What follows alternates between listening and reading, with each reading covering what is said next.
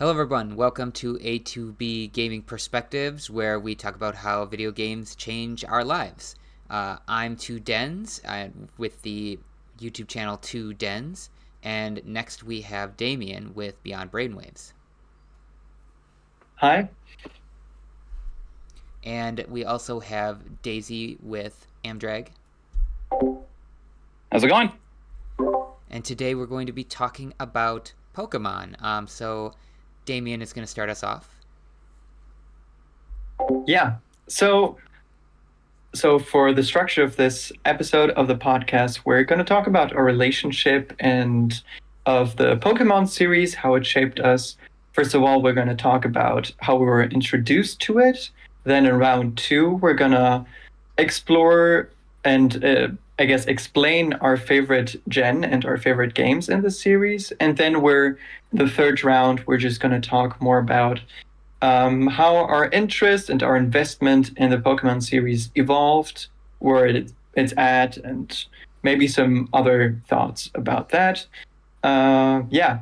So I'm going to go ahead and start with how I was introduced. So personally, I was introduced to the Pokemon series first through the anime that I watch on TV. I think was playing on Saturday mornings.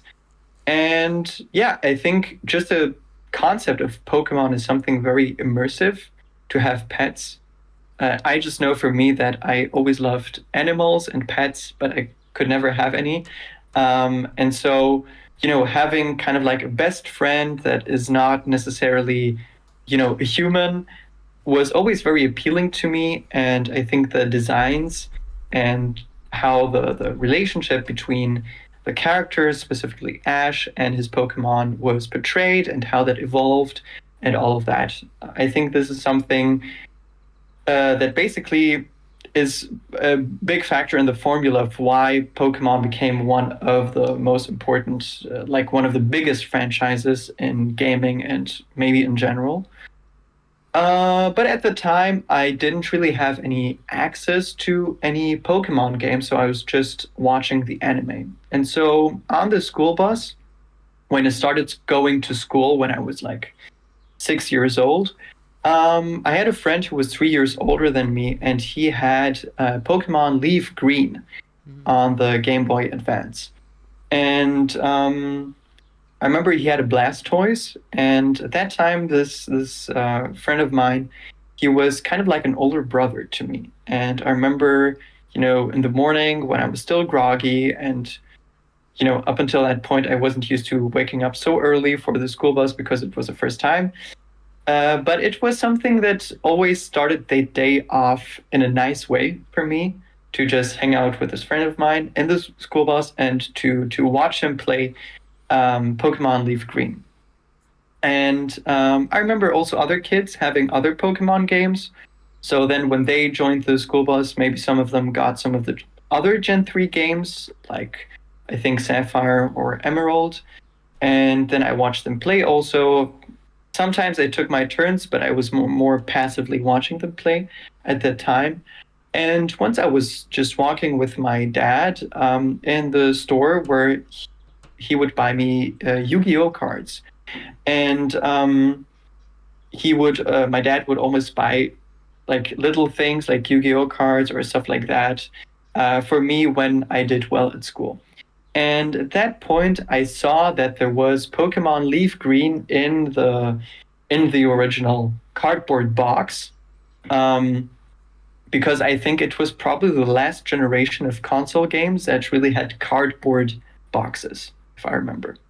Because I think the DS games and 3DS games, after that, it was always on plastic. You're totally right. You're totally right. That's kind of a cool detail. Yeah.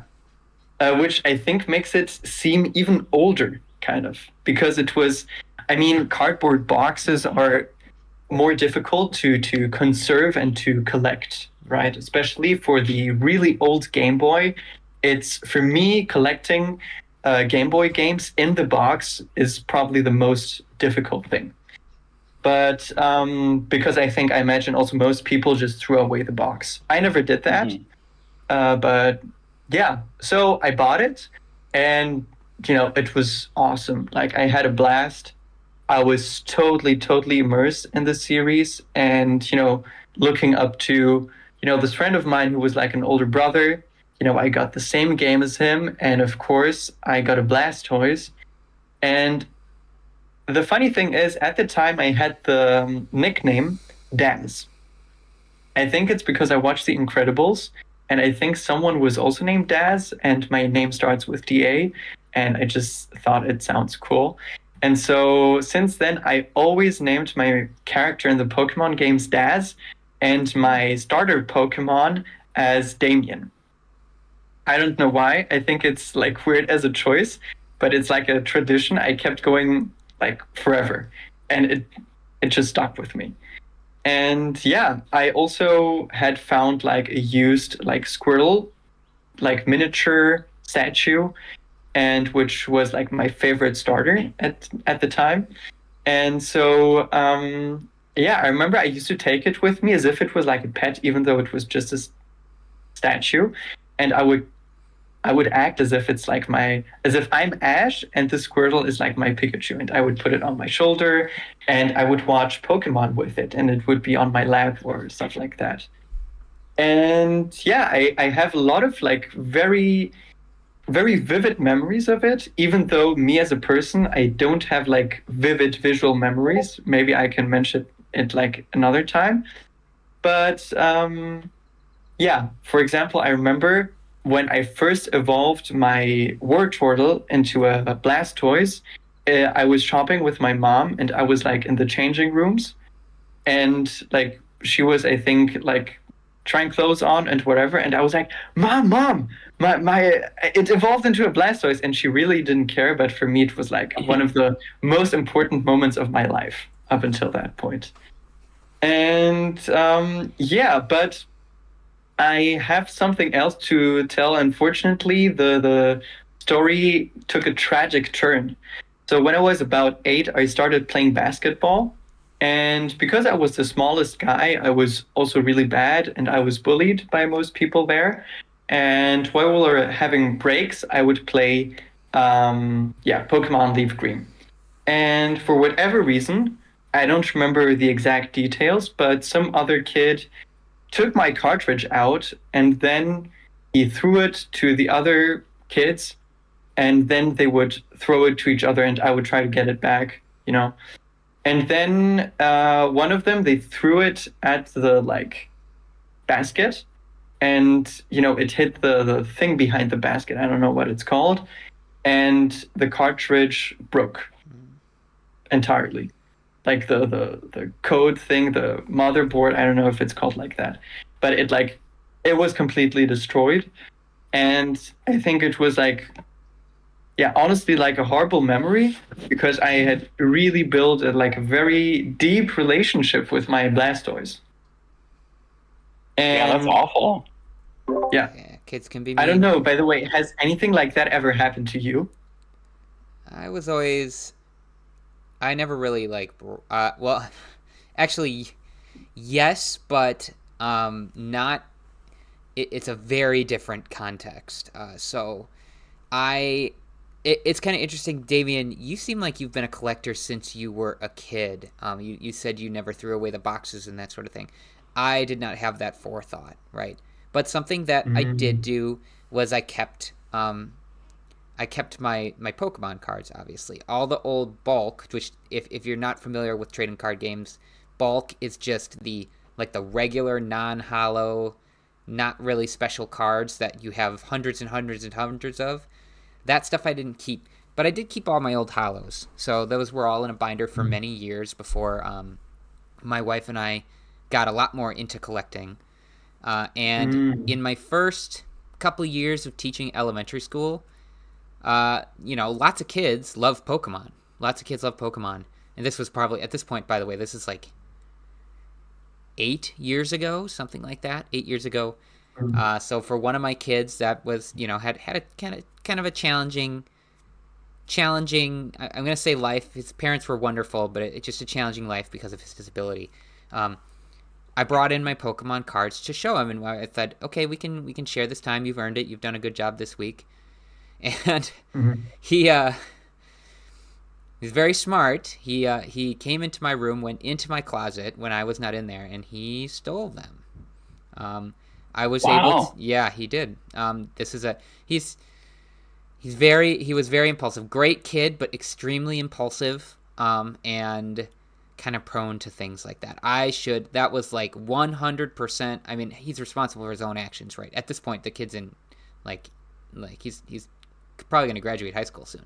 Um, Oh. he was responsible for his actions, but I mean, I should have locked my closet, right? It's very simple. I knew this about this kid. I had a trust in him that I Mhm.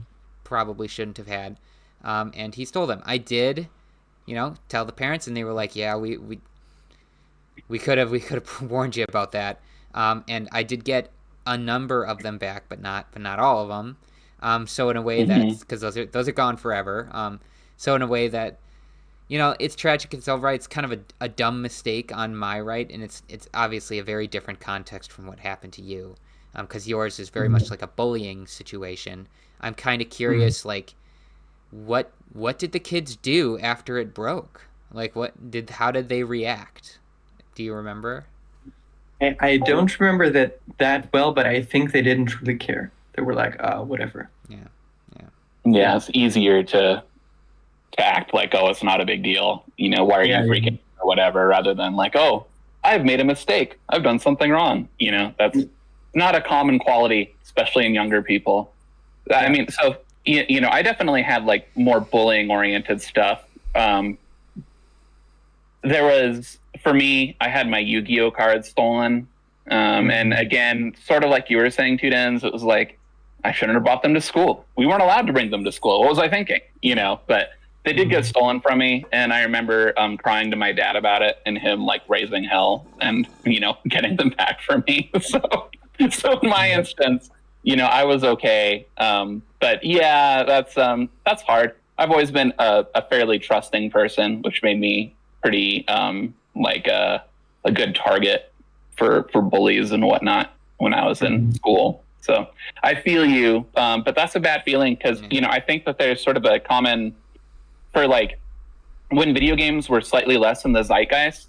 A lot of people did not understand the significance of save data, and I think that's something that like as a young gamer, it's like it's really hard to communicate how important save data is. It's like it's your whole. It represents hundreds of hours sometimes, especially in Pokemon, and it represents relationships. That's like, and so like I had a friend who erased my Chow Garden on accident in Sonic Mhm. once, and that was awful. That was such a bad feeling. And he understood, he knew, and he did everything he could to try and like fix it and help. And, but it was still like that. I remember that feeling of like extreme loss. There's no way to get it back or a Yeah. corrupt memory card.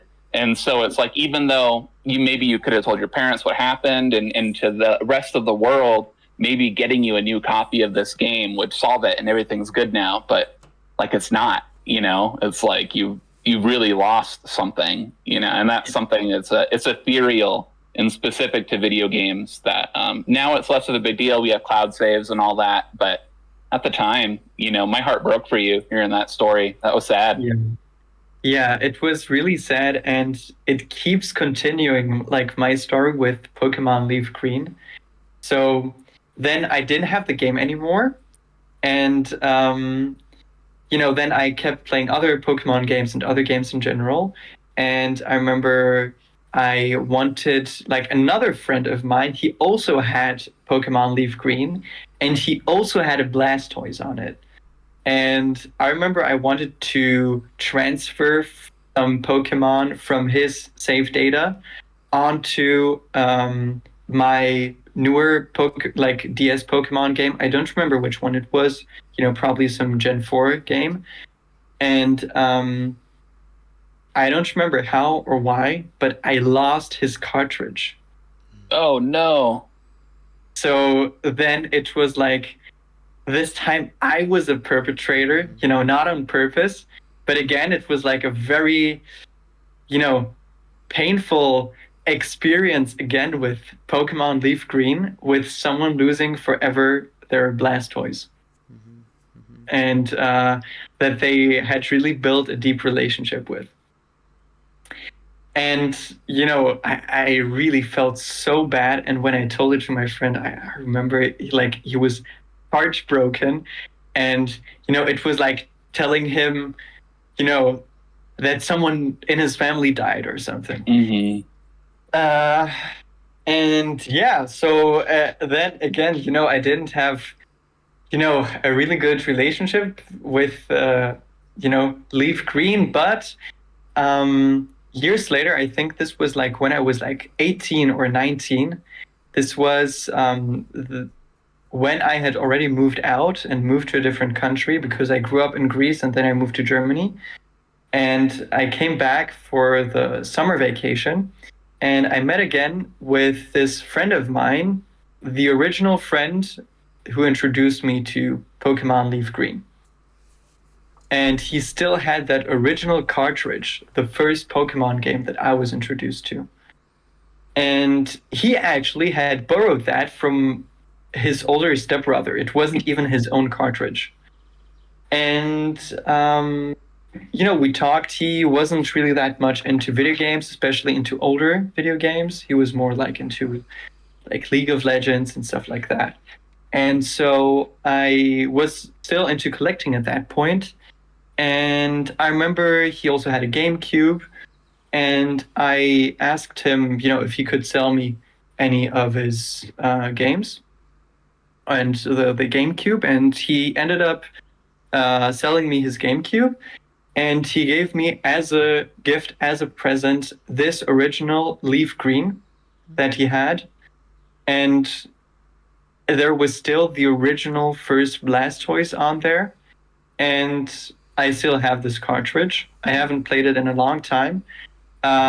Since then, I tried playing it. I did start a new game.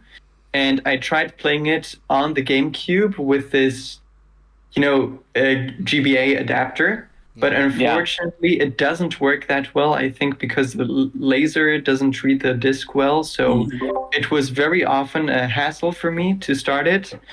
And this is kind of like why it was a bit like difficult for me, because I knew, then I was also more busy with med school and all of that. And then I knew, okay, I have to try again and again and again until it starts. And then maybe it freezes and I have to do it all over again. And since then, I haven't touched the cartridge still. But it's kind of ironic, and I think kind of like a bittersweet ending, that even though I lost 2 Leaf Green games and it was like a horrible experience twice, like what are the chances? But then that I would still have this original cartridge that's like, 20 years old at this point, and that this one I could keep it for so many years. So that's my introduction to this series. By the way, last point that I wanted to add is about like games stolen. For me, a very similar thing happened. Like actually, I had traded my DS, because I never had a Game Boy Advance. My second handheld console. My first one was a Game Boy Color, and the second one was a DS. And I traded it with a GBA because I preferred, like, it was smaller. I wanted to try it out, because it was also the original console. So I traded it for a while, for a bit. I said, hey, just give me yours for a week and you can have my DS for a week. And then after a week, I told him, hey, okay, give me my DS back. Here's your Game Boy Advance. And he was also older, this kid at the playground. And he was like, nope, I don't want him. And he had also Pokemon Crystal. I think he gave me his Pokemon Crystal with it. And, I think he had also some DS game of mine. And it was really bad for me realizing, oh shit, what have I done? And then I told my dad about it, and he was furious. And then he came with me to the playground. He found that kid. He was like super angry, super intimidating, even though my dad is like a very chill guy. I've never seen him behave to anyone like that. And yeah, needless to say, he got my console back. But yeah, that's funny to say, like, that we kind of had, a similar experience. But yeah, how about you, Daisy? Like, how were you introduced to the series? Actually, hold on. Hold on. 1 second. 1 second. I know we're going in the order of the a2b, but I had a thought. Daisy, I would like it if you could go after me, because, well, you'll see. You'll see. Is that cool? Okay, yeah, sure, of course. Okay, so I'm going to tell you guys how I got started with Pokemon. But before I do that, I'm going to say that I have a theory that I actually am going to use like Google Forms and try to post on Reddit to try to like build up a little evidence to see if this is correct. And Daisy, how you started with Pokemon is would like contribute to this. So I'm curious if it'll end up being that way. There's no guarantee, but we'll see. So I got started with Pokemon because I was in my school library and there were these magazines. They had a magazine section, and in the back of the magazine was an advertisement for Pokemon cards. It showed a base set Venusaur Hollow. I'm sure you guys have seen it before. It's probably the most famous Venusaur card out there. And so that picture got me super interested. So I checked out the magazine, brought it to my parents. They had no idea what I was talking about. I didn't even know what it was at this point. I just liked the picture, right? So after that, a couple months later, we were at a camp, and my friends brought Pokemon cards. They brought like constructed Pokemon card decks that you could buy at the store. So that was my first chance to like play it, right? No, none of us had any idea how to play the game. The Pokemon card game is very simple, but if you don't know how to play it, it's very complicated. Like figuring it out yourself. If you read the rule book, you're fine. But we were kids. We weren't going to read the rule book, We just wanted to play. So it was all kind of about Pokemon cards. I got a constructed deck, which I didn't know what to do with, but I had it. I caught an episode of the anime one morning. I do remember the exact episode. It's funny. I don't have a lot of memories from when I'm younger. Even I would say 5-10 years ago, like there's moments, but I don't have like a super strong long-term memory. But I do remember these specific things, and I remember the exact episode. And it's episode, I think it's 26. It's when Ash and friends are having to escape the SS Anne that's sinking, and they're in the sea, and there's a bunch of Gyarados. I remember that very, very specifically.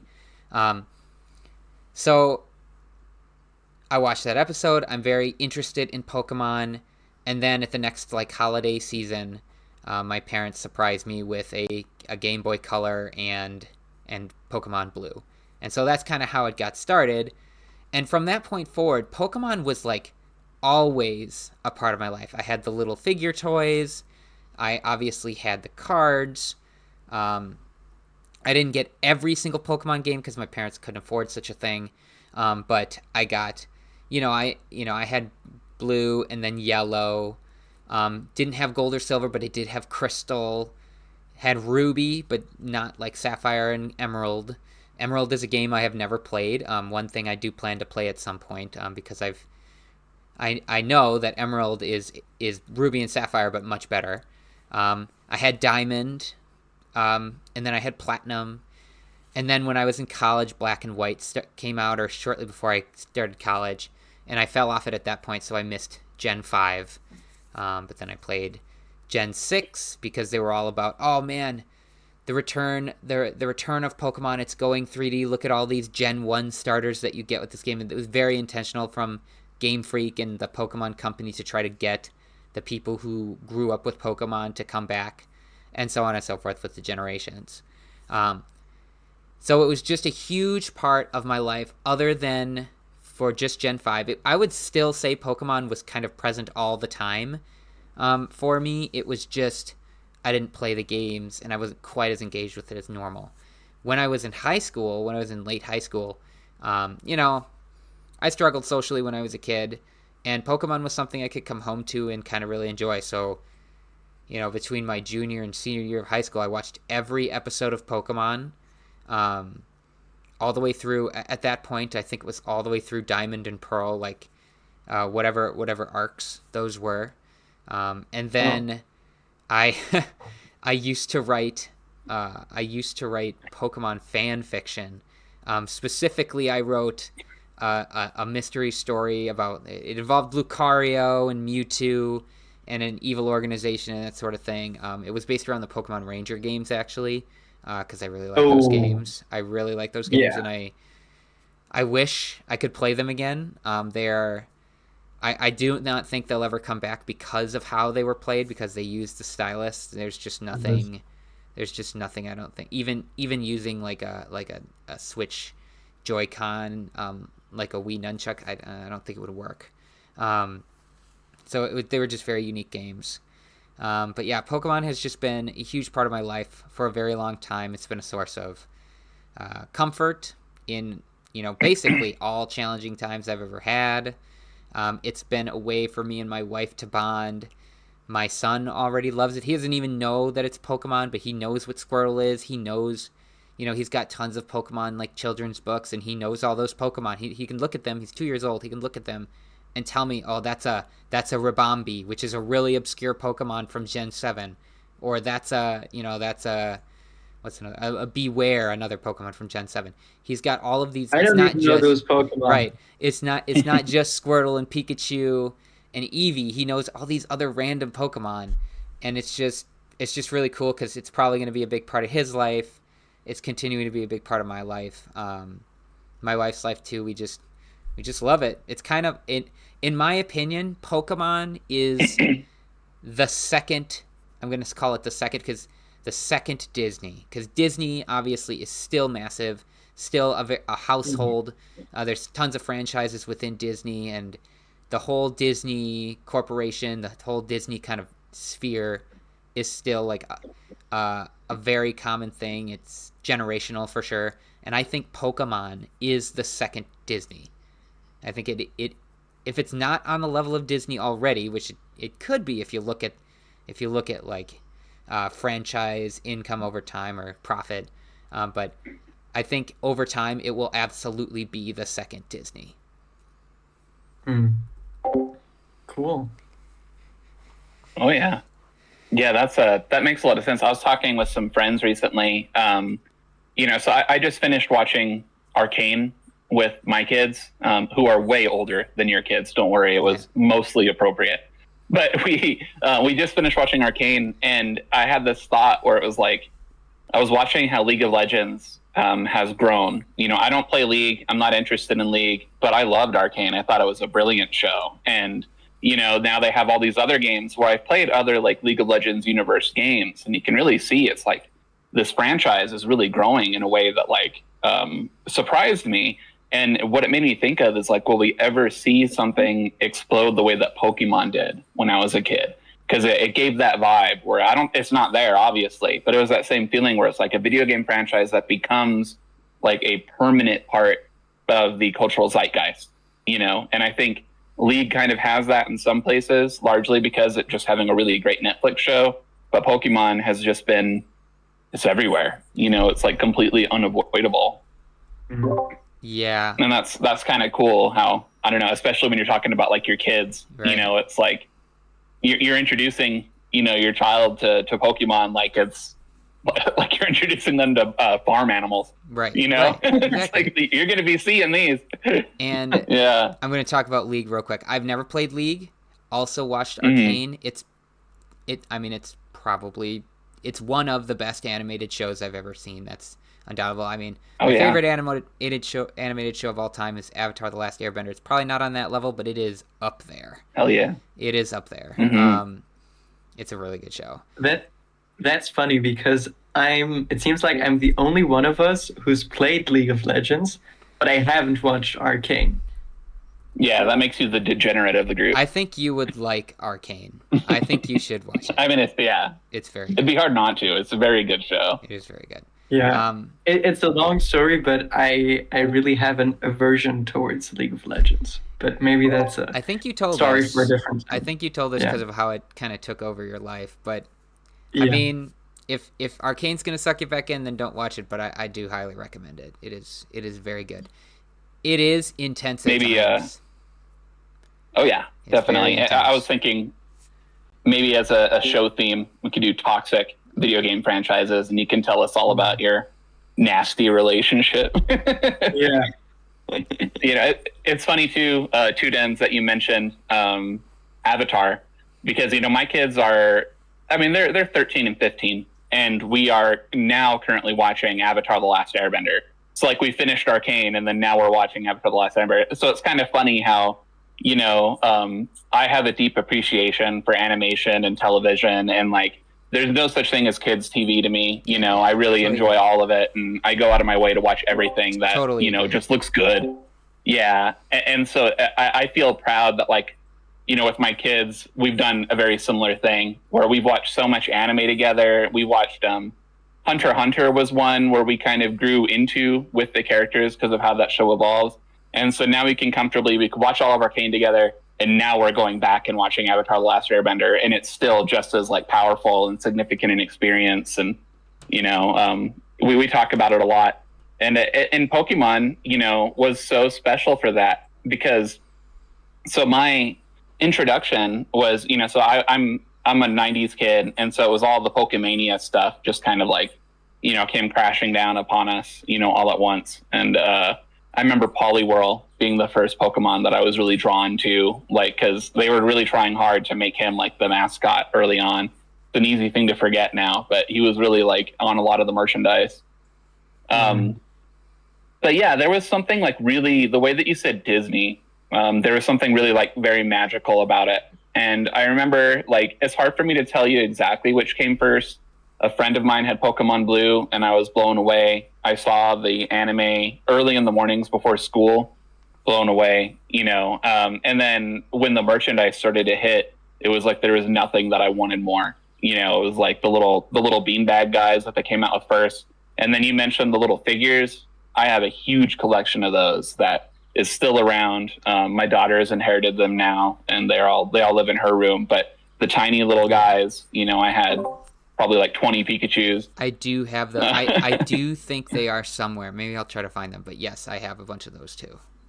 They were so cool, and a big thing for me was that they were appropriately sized. So I collected 6-inch action figures. Was my like favorite like toy as a kid, and especially like Marvel characters. And so the proportions of a 6-inch Spider-Man to like a 2-inch Pikachu was perfect. Oh, yeah. So I was able to have this really cool these scenarios where like I could bring my special interests together, and so I don't know. I mean, it was such a powerful thing from really early on, and something that I think might be unique to me in this group is we had locally at our Toys R Us, we had something called Pokemon League. Was that in your life at all, Two Dens? Do you know what that was? No. So I do know what it was. I do think it was happening, but it was not something that I ever was aware of when I was a kid. Gotcha. Yeah, so for me, it was really cool. My best friend at the time, his mom was like into Pokemon with us and thought they were cool, and would take us down to the card store. And I remember she would buy us Japanese packs, and like it was cool stuff going on. And so my dad would drop me off over at their house on like a Saturday morning, and then she would take us to the Pokemon League at Toys R Us, where there'd be. Yeah, so the Pokemon League was all these kids would, be there either with their parents or dropped off, and they would give you a little booklet. And the little booklet, it was a stamp book, kind of like a rally book where you'd get stamps from the officiators for doing Pokemon-related activities. So, for instance, you'd get credit for playing, doing a battle through the Game Boy. You'd get credit for playing the card game. You'd get credit for trading Pokemon, like anything, because that was the whole thing about Pokemon is it's genius marketing, but also it was quite wholesome that it was really encouraging you to be social. And so this was a space to explicitly be social with Pokemon for kids. And so, pretty quickly, I wasn't so big on the cards. Like, I really genuinely liked playing the card game, but I was not like a huge collector. I didn't have like a crazy binder or any rares or anything like that. But I did have, you can see behind my shoulder, maybe there's a Totodile and a Squirtle back there. They just live there. So I had like the Blastoise deck. I started Pokemon Red with Squirtle. He's still my very favorite today. And I have something right off camera here. I'm gonna grab. This is baby Squirtle. This is a little guy that I don't even remember where or when I acquired him, but I think I had one of those. You got this, dude? I think I had one of those. Yeah, there were a line of those a little there. I'm gonna call it lower quality, but just a different type of like little stuffed animal. I do remember that. Yeah. I mean, he's great, and he's so pathetic too. Just look at his sad little face, and I just really I wanted to take care of him, and that was something I talked about a little bit in the last episode about like the child garden. Was I had this really strong caretaking impulse. And so for me with Pokemon, it was like, it was really right there. It was so significant to me. It was easy for me to create a bond. And I didn't have like dolls or a dollhouse, but what I did have was a milk crate and my little Squirtle guy. And I would make like out of like trash and like props from other action figures and stuff. I made like a little dollhouse for my Squirtle to live in as like an extension of how I felt about my Squirtle in the games. And I even remember going through like the what I'm going through now with my kids as they've turned to teenagers and are, getting close to being Blastoises themselves, and independent adults. I remember feeling like a strong like pain, when my Squirtle evolved and he was now this rowdy teenager, and then he did it again. And Blastoise is cool as hell, but Blastoise brings a lot of dad energy. And, I miss the baby energy of Squirtle. And it was such like a weird thing to go through when I'm like 10, or whatever. Yeah, it was really yeah, it was the same with me. And actually my girlfriend never played Pokemon in her life. She never grew up with it. No one in her family, like, she knew what it was growing up, but she never came in touch with it. And I had her play Pokemon Let's Go Eevee recently, a few months ago. And for her too, like, I don't remember what. Yeah, I think she got like the in the game you can get all of the Gen 1 starters. And every time they evolved, like, it was a painful moment for her because she was like, but they're not cute anymore. Yeah. Oh yeah. So some of them suffer from that more than others for sure. Not to derail too much, but one of my most disappointing ones, I think this is the gen that you missed, Two Dens. But in the Kalos games, Fennekin evolves into Braixen, and Braixen is objectively perfect in every way. and then Braixen evolves into Delphox, and Delphox doesn't have a very strong design, in my opinion. I did. And I remember I did play Kalos, and I agree. Delphox is the weakest of the three. I think Greninja's the strongest, and then what was the other one? Chestnut. Chestnut's okay. Chestnut's cool. Yeah, I like the theme, and but I mean, Braixen is literally perfect, So it was heartbreaking. But so yeah, in the early generations, I came on with the very first generation, and the Pokemon League was a very formative, unique experience that encapsulates a lot of specific nostalgia for me. So, because we would go to Toys R Us, and there would be all these other kids interested in the same thing, and you would both go together after doing something. You'd go take your little stamp books to the gym leaders, is what they called them, and an adult would stamp on your book. And when you filled up all the stamps on a page, you'd get the badge for get the stone badge, and you'd go through all 8 gym badges, and that was your goal, was to complete your book and get all the badges. And so you got to leave with the little physical badges based on what you did while you were there. And that just made it brought it into the real world, which I'm sure is a very common experience, but like the desire for Pokemon to be real is like such a specific yearning that I felt so strongly at that time. And this was the one place where the lines were blurred a little bit. And we'd be encouraged to engage in any way that we could. Later, mystery gifting was a big deal. I'll get into that in our next round a little bit more. So yeah, and another great thing too is that at this time, this was the peak of like the Nintendo 64. And, so it all comes together to me. It was the Nintendo phase. It was such like a beautiful Nintendo moment. I remember my dad would pick me up, and he bought Star Fox 64 while I was at Pokemon League. And then that's one of my favorite games of all time. Changed my life. It's like all these things come together. The first Pokemon Stadium with the pack that you can put in the back of the controller, and then I could play Pokemon on the TV, which, Damian, you mentioned the GameCube thing, and the GameCube thing was my favorite ever. I loved that. I had that, and I had all my Game Boy Advance games. I'd play them all on my TV in my bedroom, and it just felt like, for some reason, it felt extra special to play games that way. And it was the same thing with the Pokemon Stadium emulator through the back of the controller.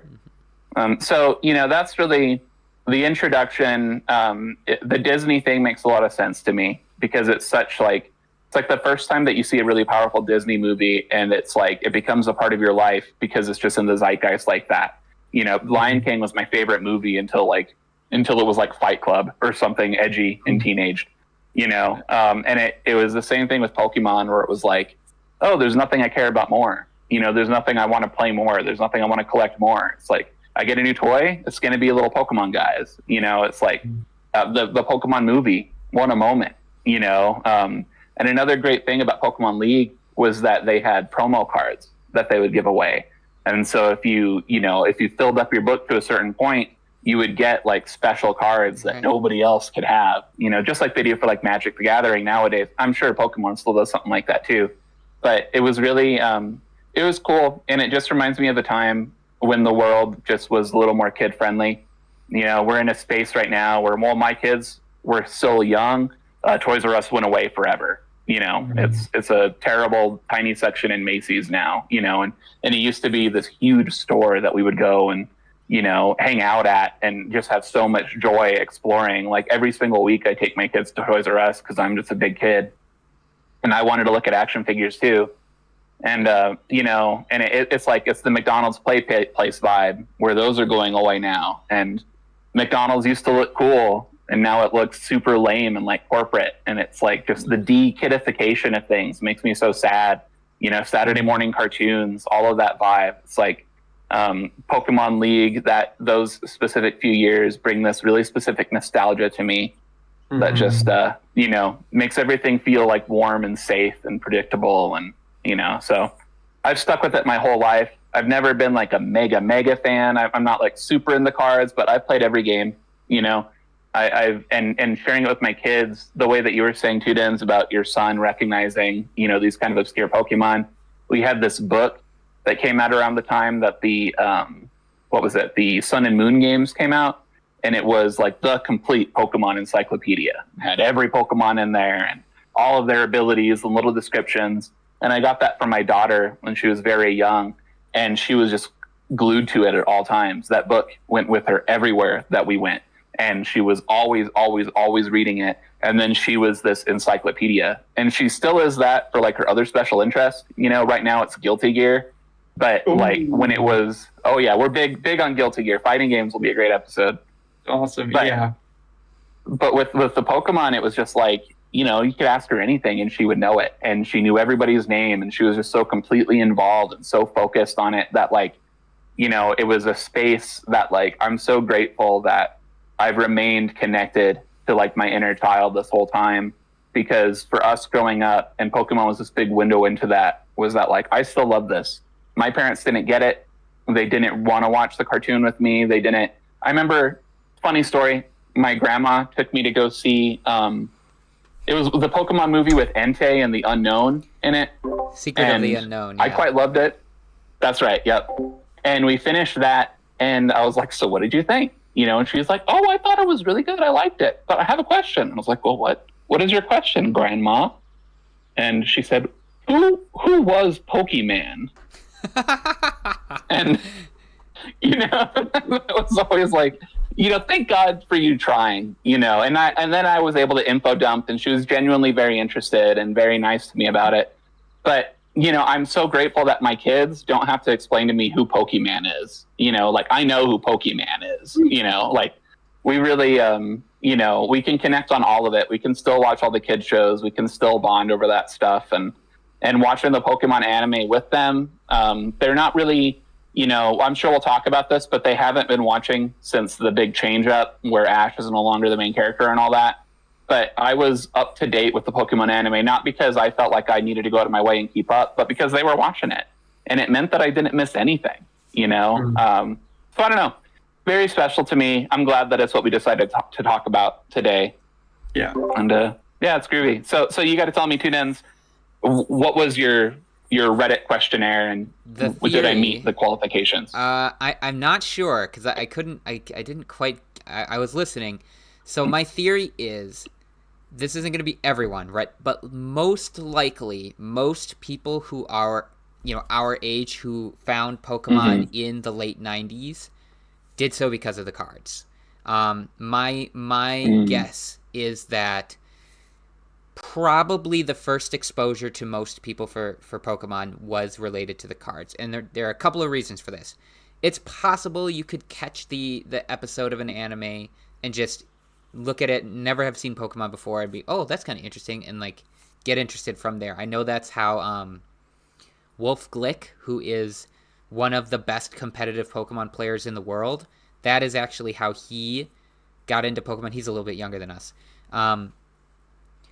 But the Game Boys were expensive, right? Yes, we're all having this big conversation right now about Switch 2 and how expensive it is and how expensive the games are, right? But consoles back when we were little kids were very expensive compared to income. They were very expensive. Game Boy was right games there. Too. Yep, games too. Yeah. Very expensive. So it's not super likely that Pokemon was going to come out, especially in the West, and parents and kids were going to know exactly what it was right away and be like, okay, we're going to go out and buy a Game Boy because of this new game called Pokemon. We didn't have the internet back then, Well, I mean, it was around, but it wasn't like it is today. So that kind of exposure was unlikely. Could be the toys, right? You could go there and find a random toy, but again, not the most likely thing. But the cards were everywhere, and I think that was super intentional, right? That was super, super smart. Oh, yeah. I don't think Pokemon would have exploded the way it did if not for the cards. My first exposure was the cards. I think a lot of people our age, their first exposure were the cards. And then by the time people who are Damian, who are your age, Pokemon was so huge at that point that it didn't have to be the cards anymore. Could have been the games, could have been the anime, could have been whatever. It was so widespread that it didn't matter anymore because it was like a cultural thing at that point. But that's my theory, and I am going to test it. I'm going to try to see if it hopefully doesn't get downvoted immediately on all these different subreddits, but I'll try different Pokemon subreddits, and put out a forum and just say, okay, how old are you? Are you between this age? What was your first exposure to Pokemon? Was it the cards, the anime, the games, other something like that, right? And then what I think is that people who are in their 30s or late 20s even, it's more likely than not it would be the cards. But we'll see. I'm pretty interested to find out. I haven't put it out there yet, but I intend to. And I also want to add to the listener, listening, yes, you should tell us, like if you're watching on YouTube, how you were introduced to it, or even on Discord. Just join our Discord server and hit us up, let us know. Let's have a conversation about it. I will make sure that form is ready by the time we post this episode, and it'll be in the description or something. There was something I wanted to. What was I? Oh man, there was something you were talking about, Daisy, that I wanted to comment on near the end of what you were saying, and I'm blanking on it now. I'll give you an opportunity because I felt like I kind of glazed over what you were saying about the introduction when I was talking about it. And I can say that my first introduction to it, I have to say that like everybody in my school had Pokemon cards. They got banned. It was like such a thing. And I know that not everybody in my school had Game Boys. So I think that your theory carries a lot of weight. For me personally, it was the games. And I think it's just because I was, that's just like the class of people that I was born into were gamers. My best friend was like really, really into video games and had all the new stuff. And my dad was pretty into video games. So it wasn't hard to convince him to buy me a Game Boy or things like that. And this was something that actually I thought about earlier, Damian. was you may have missed the boat on this, but you have to tell me if this rings a bell, Tudens. But in the early Pokemon games, I think in the first generation, when you would link up to trade, you could interrupt the trade process at a moment that would cause the Pokemon to stay on the original game and also be traded to the other game. And so you were talking about trading like the Blastoise and stuff like that. And my friends and I would clone Pokemon. And another very cool thing about this Pokemon League event was that they would have, they brought in like Hey You Pikachu to Pokemon League for the first time ever. And we all got to curse at Pikachu for the first time, you know, like at that event. And they also would distribute rare Pokemon. So I wasn't able to get like a Mew, but this was the only way to get a Mew, was to be at one of these distribution events, except you could clone the Mew. And so my friends and I all would get together and we'd have our link cables and we would clone all the like the rare and the legendaries, and we would clone all the starters and things like that so we could fill out our Pokédexes. And I bet you that's something that you maybe didn't know about, or maybe just totally missed out on for not being around for the very first generation when it was happening. I did know that those things were happening, but I wasn't part of it. Now, of course, if you know how to do it, you can go onto any old copy of Red or Blue, or I don't think you can do it with Yellow, because Yellow is a little bit more fixed, but you can glitch into your game a Mew, and it is not hard. You can do it in like 10 minutes. Yeah. It's pretty cool how much that changed. You know, it really takes me back to the era of like mystery, you know, when you just didn't know things about games and you couldn't reliably find information on the internet, and you'd look up cheat codes and they'd be wrong, you know, or your friends would lie to you, you know. I did remember what you were talking about. So you were talking about how your kids haven't watched past when Ash left, and it's the new series. I do highly recommend this new series. It's called Horizons, Pokemon Horizons. It's a little bit of a slow burn. It's a little bit, and you know, you watch it as an adult with kind of like an analytical storytelling mind, and you're kind of like, oh, this is a little bit repetitive, but it's good. It's really good. It kind of approaches the audience with a bit more maturity. Not that the themes are more mature, because it's pretty much the same. Basically, not quite, but it's pretty much the same as, you know, like Team Rocket chasing Ash, and, you know, whatever shenanigans they all get into. But the way that the show kind of presents it is a little bit more like respective of the audience intelligence, and also I think it's very intentionally written, and the characters are designed with us millennials in mind, because they're not like the main cast, but like the close to main cast, like the secondary cast, they're a bunch of older people. Like, it's just they're a bunch of people who are in like their late 20s, 30s, and like it's really clear to me, like, oh, those characters are us. That's who they are. Right. Because you know, the main characters are kids. They're like early teenagers, 12, 13, whatever. But then the people who are always around them, who are part of every episode, they're these adults, and they seem, you know, if you think about it from a kid's show, if this is airing on like Cartoon Network or whatever, which it's not, it's on Netflix, they seem a little out of place. But no, these are us. That's, you know, we're the parents or the older generation watching the show. That's who that they represent us. Oh, that's cool. I'll have to check that out. I'm certainly not above it. We'll check that out. So I think the next thing that we wanted to touch on was like high points, favorite games, favorite gens, stuff like that. Damian, you look like you're raring to go. What's your high point? Yeah. So for me, I think I would say that this time subjectivity and objectivity meets, because obviously no one can be 100% objective. But I do think, and even though I haven't played all Pokemon games, which we will get to in the next act or phase of this podcast, of this episode, I think peak Pokemon, personally and in general, is Gen 4 for me.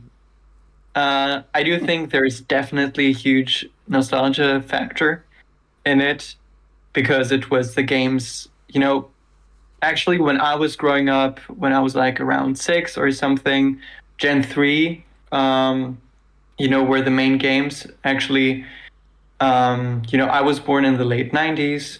I think in the early 2000s, even Gen 2 was a thing. I do remember seeing it a bit in Gen 3. But for me, what was for me the most important gen was Gen 4. So I want to explain a bit how I got into it. So I used to collect, so I grew up in Greece. And in Greece, we didn't have a lot of gaming magazines or stuff like that. Also, a lot of things like anime, cartoons used to be in English with Greek subtitles. And even though a lot of like Pokemon is dubbed very often, like even the games and the anime in a lot of languages like Spanish, Italian, French, German. In Greece, it was never the case. So even the games, I used to play them in English without really speaking English. And I learned English through the Pokemon games mainly. And the names were the same. In French or German, the names are totally different. I don't even know anymore what Blastoise is called, in those other languages. And I remember I used to have, because we talked also a bit about the Pokemon cards. I remember, through kids on the playground or at school or in kindergarten, I had some German Pokemon cards, but it was always weird to me, like, why do they have any different names? But anyway, got sidetracked a bit. I used to go to Germany like 2 or 3 times to visit relatives, my grandparents there. And there I had access to gaming and like children geek culture magazines, also about, cartoons and anime and stuff like that.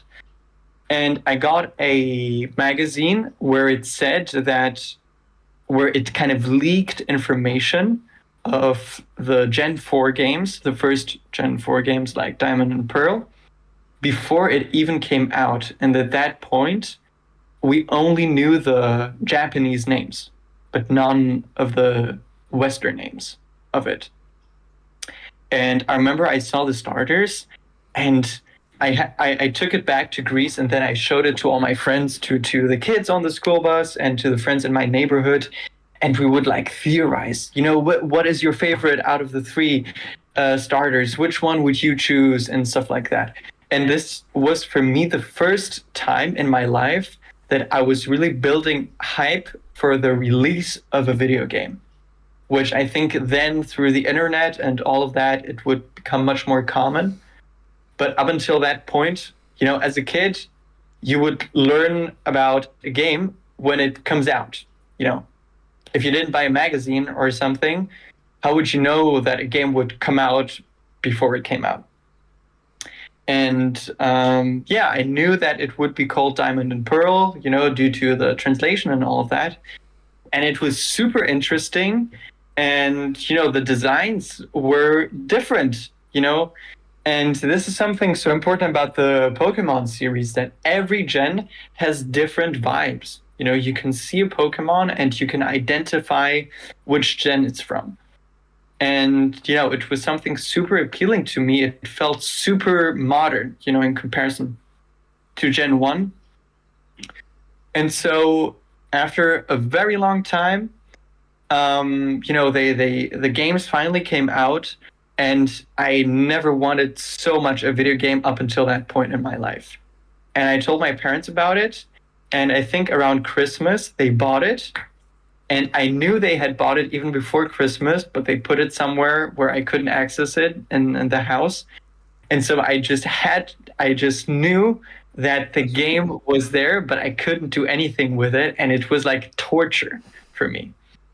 And I remember telling my friends, my parents, they bought me already Pokemon, but, the new Pokemon games, but I can't play it yet. But, I'm so looking forward to. And I think for the first time, maybe it was like with the Gen 2 games, but Pokemon Diamond, which was my first Gen 4 game, it was also like very shiny, right?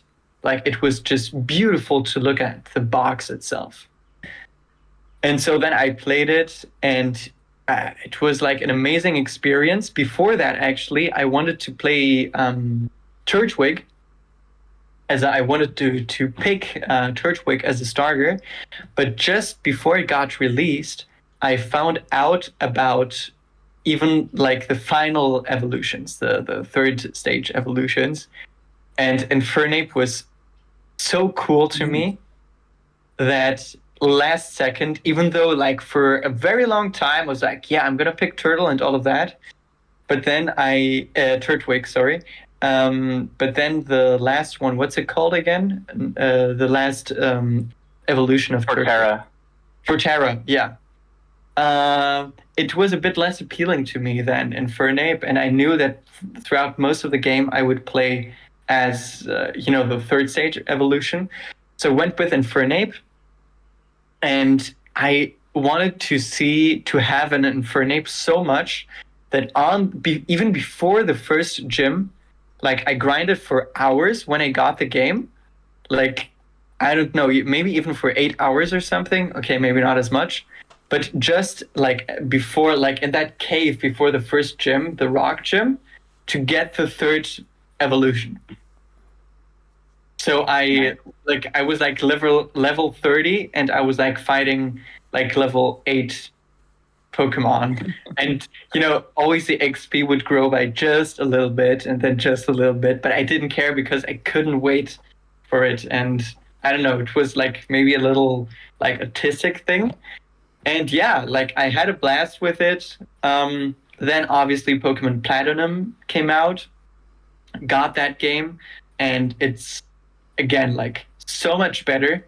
Like it's awesome that it changes the vibes just a little bit with the new outfits, and that there's snow in some places, and then with the whole Giratina and this void, this parallel dimension, all of that.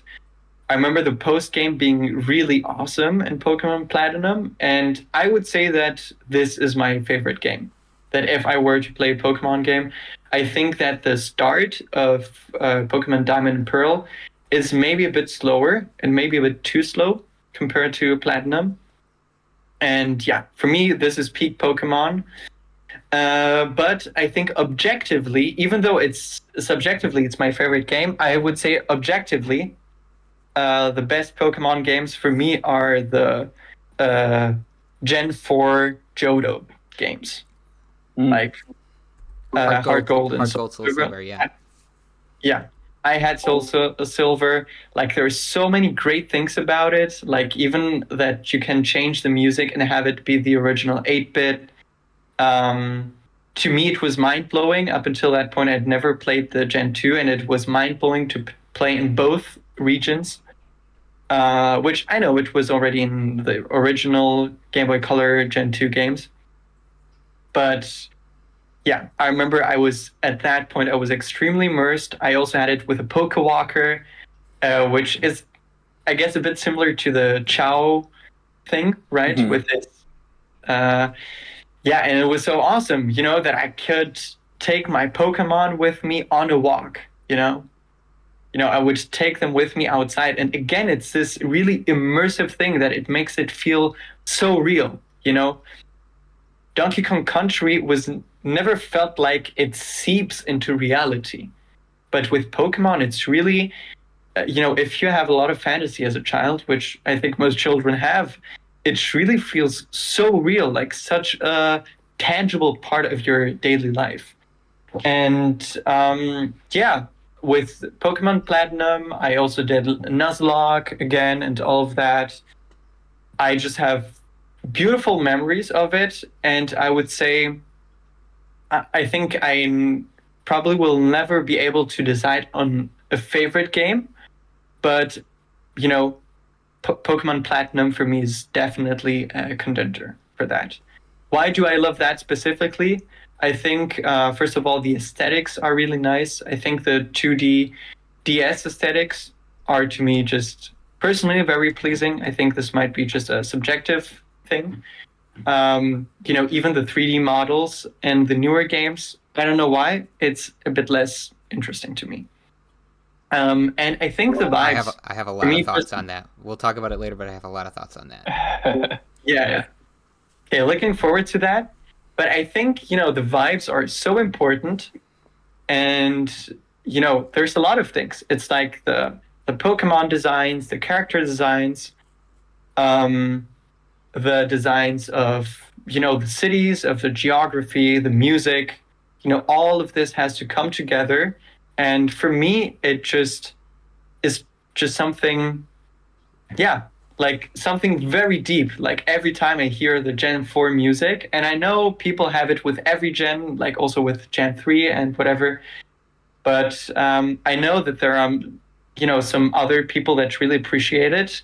And I will talk about it more in a loot drop, but there has been a whole jazz album made about Gen 4 music. And I'm not aware of this having happened for any other Pokemon gen. So I think this is like a testament to how good it is. But yeah, so how about you, Tudens? Just give me 1 second. I want to contribute to this in a specific way. I'm going to grab something. So I'm going to turn off my video for just a moment, and I'll be right back. Okay, maybe Daisy can start? Yeah. So I think it makes sense because coming off of what you were just saying, Damian, you were talking a lot about the second generation remakes. And my very favorite Pokemon games for sure are Silver and Gold and Crystal. And what I think is really great is that something that you were describing is you were talking about building the hype and seeing the leaked characters and magazines and sharing that with your friends. And that's exactly the reason that the second generation was so powerful to me. And, the thing that I think really set it apart was, for me, it was, I think, objectively for everybody at the time, it was the first time that we were getting new Pokemon. And that was such a surreal thought in, back then, the idea that we were getting new Pokemon for the first time. Because there was so much mystery around, like in the original Pokemon series, you infamously see Ho-Oh in the very first episode. And it's like, who the hell's that? He's not on my poster, And so this was the time where it was like, there's going to be new starters, there's going to be new legendaries. And it was that air of mystery was so strong. And there was a really specific rumor that I remember where this copy of a magazine had come out. It was a Beckett Pokemon Collector. That might be something that touched your life too, Tudens, because it was the big like Pokemon card thing. But they had leaks from the second gen, and it was Meryl. I remember it was the first big Pokemon to get leaked, and everybody was calling him Pika Blue. And there was the thought that maybe you could evolve into Meryl instead of a Raichu or things like that. And I do remember the Pika Blue thing. I remember that. Yeah, Pika Blue. Yeah, it was such a thing. And it was like, it was all I could think about. It was like I wanted to know who these other Pokemon were going to be. I wanted to know what everything was going to look like. And I remember my friend's mom took us to buy Japanese cards, and she bought us Gen 2 Pokemon cards. And I opened up, and the very first thing I saw was a Swinub. And it's such an innocuous Pokemon to see, but I was just like, oh my God, it's a new one, and I couldn't read Japanese yet. So I had no idea what I was looking at. And it was just, it was such a powerful moment. And then the thing is that the games came out.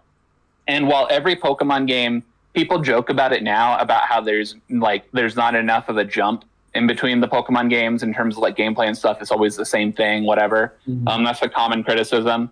But between the first and second generation, I really felt like I had entered a whole new like reality. It was like there was the day-night cycle, which paralleled real life.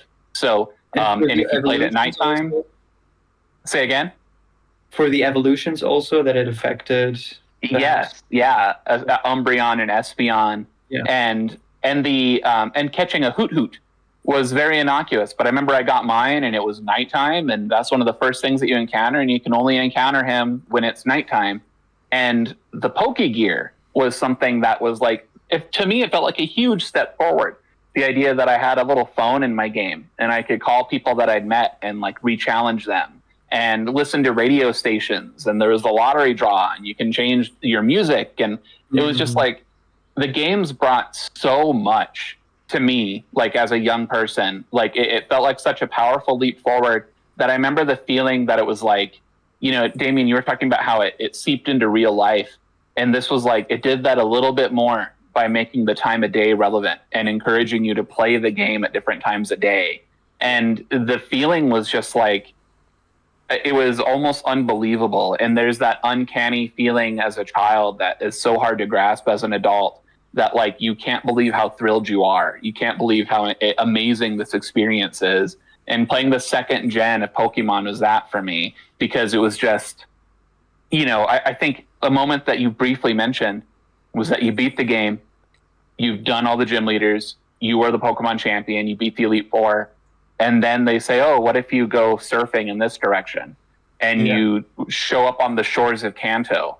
And that moment was like, I couldn't even believe it. You know, I was completely dumbfounded that they did that, because I had no idea. Nothing could be spoiled. I couldn't look up all the new Pokemon. None of that could happen. You know, that the internet wasn't there yet. And so for me, I just wandered onto Kanto and I couldn't believe it. I was amazed that I was still allowed to keep playing and that there were more Pokemon to catch. And it was such an overwhelming experience that like, it's something that, you know, while for you were describing having these very same experiences with the fourth gen, which for me was one that like, I did not skip, but I skipped for like the first 3 years of it being out. I really, you know, it came out when I was in high school. I wasn't into it. I got into it later. But it was like, that was my skippable one. But for anybody, any gen could have been what I just described. It's just that Lucas and I were there for the very first time it happened, that you were very first giving us new Pokemon and new legendaries and a new continent and a new, you know, region or whatever. And there was, on a very personal note, Pokemon Crystal did something really unique for me. And to this day, Suicune is my favorite, like, legendary Pokemon. You know, Squirtle's my favorite Pokemon, but Totodile, who's right next to him, is like a very close second because of all those nostalgia reasons. But Pokemon Crystal introduced the character Crystal, and it was the very first Pokemon game to ask you at the very beginning, are you a boy or are you a girl? Mm-hmm. And it gave this huge permission to like explore, for me, gender identity, which is something to where, like, you know, I've mentioned it on my personal YouTube channel, but I'm an intersex person, and there's not, like, you know, growing up, especially in the 90s, is a very confusing experience. But this game gave me permission to, like, think about myself in a different way.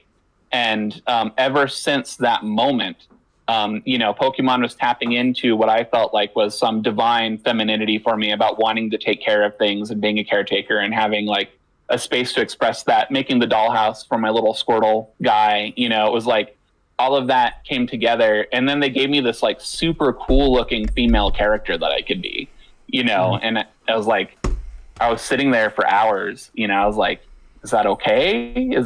Will somebody not like that? Or, you know, but she looks so cool. You know, and then I had this amazing experience with Pokemon Crystal, with the Suicune art being really influential on me. And ever since then, Pokemon has been a safe place for me to express myself. Mm-hmm. And when it comes to choosing your name, you know, I've gone by a lot of different names, you know, and like being able to choose your name meant a lot. It was always a reflection of where I'm at in my life and how I want to be seen. And the name would represent that. And sometimes I pick the masculine avatar and sometimes I pick the feminine avatar. And then later on, especially in X and Y, they really let you like dress your character, and like there was a whole fashion element. And that became hugely important to me because like clothes are expensive, you know, but in Animal Crossing, clothes are, you know, they cost bells. And in Pokemon, they're actually pretty cheap in Pokemon, you know? And so I got to explore and express myself. And so then you're building your avatar and you're building these relationships with your creatures, and they've just further made it so that like they appeal to such a wide range. It's like the newer Pokemon games give you the opportunity to have picnics and give you the opportunity to wash your Pokemon and like things like that. And all of that just goes such a long way, I think, towards exploration of like identity, because the worlds have become so fleshed out. And Crystal was the first time that it really did that for me. And if there was one game that like I really wanted to own, really wanted to play through again, that I would pray to, the miserly Nintendo gods to bring to the Nintendo Switch emulation service, Crystal would be the one. I've like planned Suicune tattoos. It's just the game that has made like the strongest impression on my life, and it's like all of that culminating together. And it's so hard to capture that sort of experience as an adult that, I think similar to you, Damian, the nostalgia becomes such a big part of it, and such like it's like, why is this one my favorite? Is it the best one? I'll argue yes, but I know that that's just coming from, my experience and my age. I mean, you can see that I miss the second gen.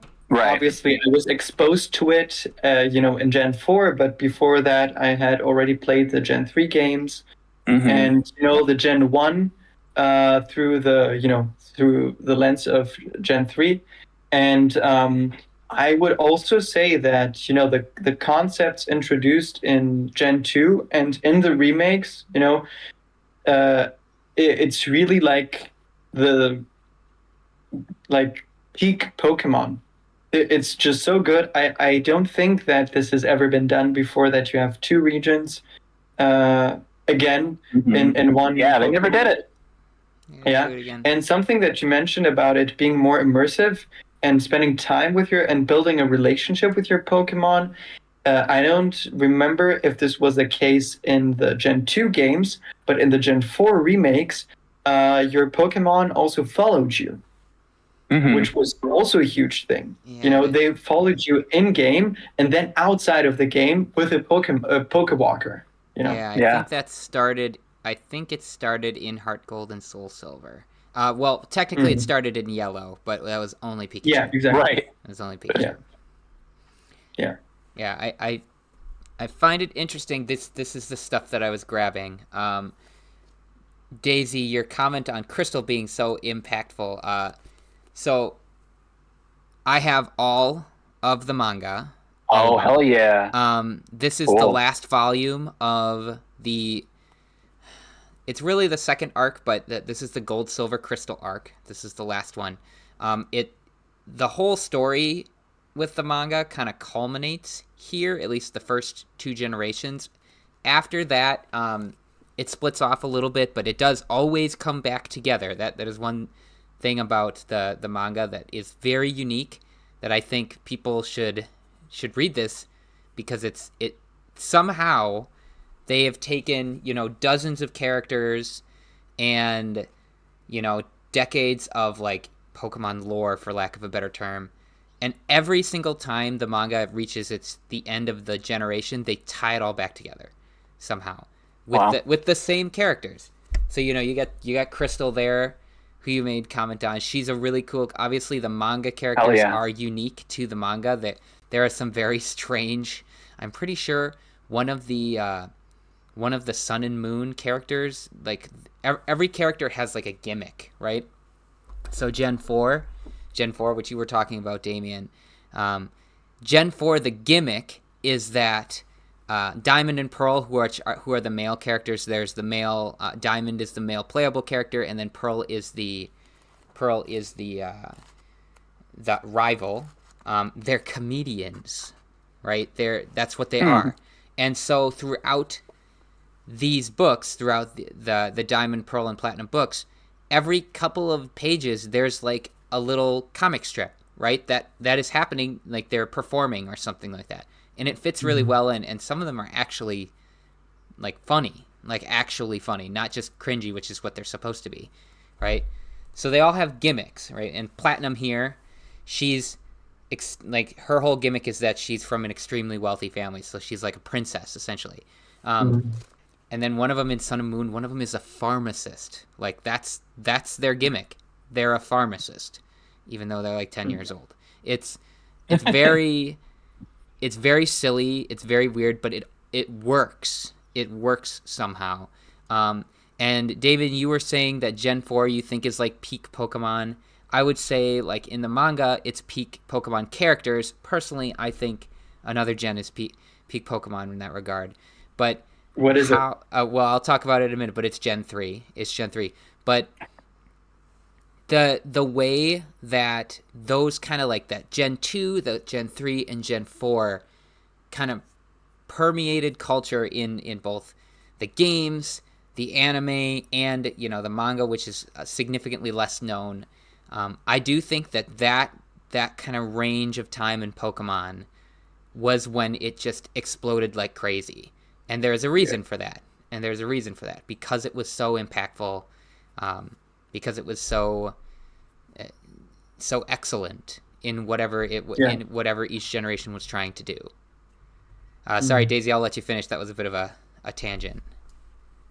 No, honestly, I was pretty much right there. And the excellence is really like I don't know. That gave me shivers when you said that, because it was something we take Pokemon for granted a lot right now. It's just been like part of life, you know. And but like it wouldn't have achieved this status if it wasn't excellent.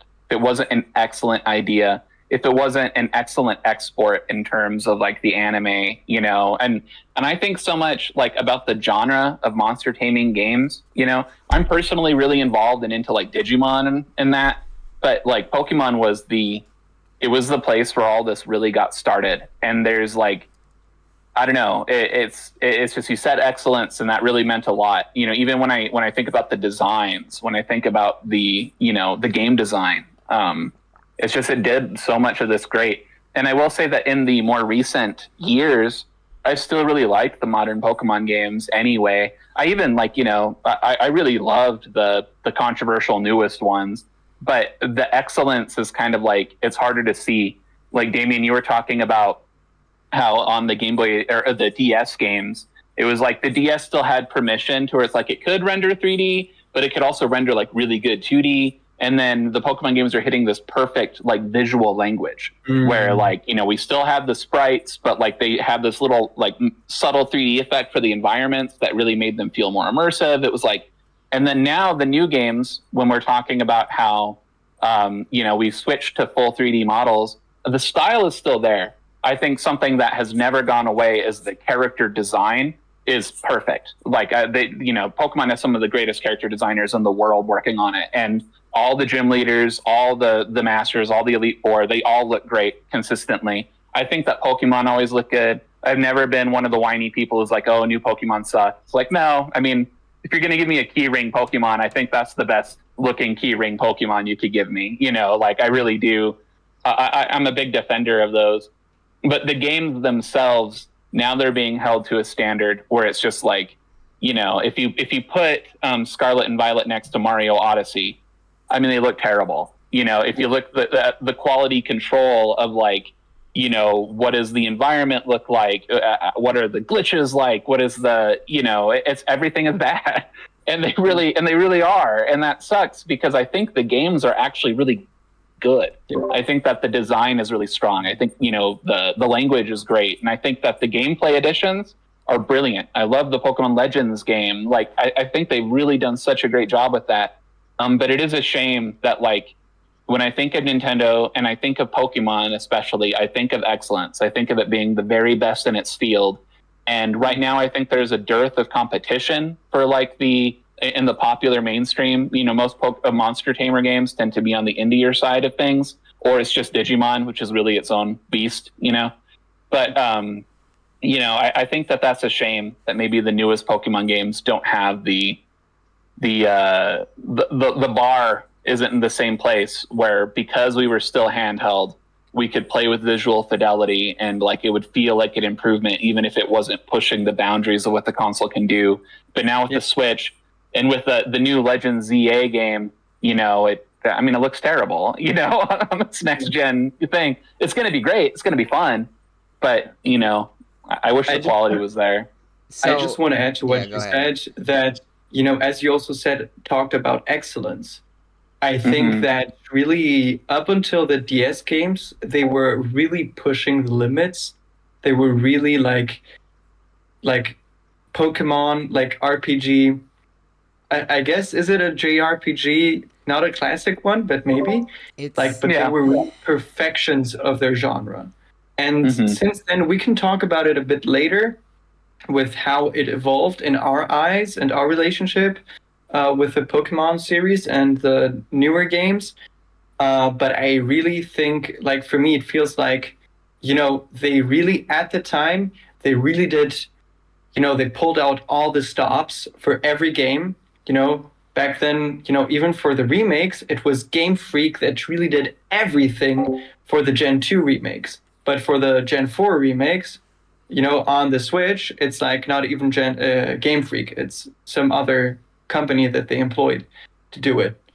And yeah, as you mentioned, they also use even 3D things. So, for example, in the Void realm or whatever, where you encounter Giratina in Platinum, you have some 3D things where, the gravity is kind of weird and all of that. So it does also play into it. And then even in the Gen 5 games, you have, for the first time, Pokemon always moving and that they really feel more alive. They're not, frozen like that in the battle screen. It really feels like an active, like time is passing.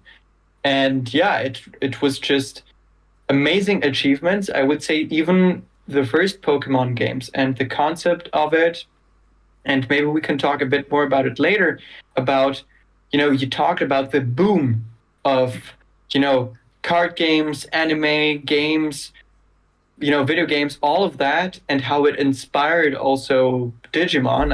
I think that Digimon came after Pokemon, Monster Rancher, even other things like Bakugan, which I think is not your generation that much. I think it's more of a Zoomer kind of thing, right? Bakugan. Yeah, my kids were into it. Yeah. I know what it is. I can't say I've ever actually seen it. Yeah. Yeah. It's definitely like a Gen Z thing. But, it's like so many things, like even Beyblade, so many Pokemon-like franchises came from it, which were really also great. So I think it was really a great time to be alive, a great time to be a child, like in the 90s and 2000s, in a way that it isn't anymore. And as you said, that it really feels like the world is being like more adult in many ways. Also, when it comes to like the TV, I remember when I was a teenager, there were less and less cartoons and anime playing in TV. And this is why, fortunately, the internet existed and I became internet savvy enough to look up cartoons and anime. And I actually finished watching all of the Pokemon anime through the internet because I couldn't watch them anymore on the TV.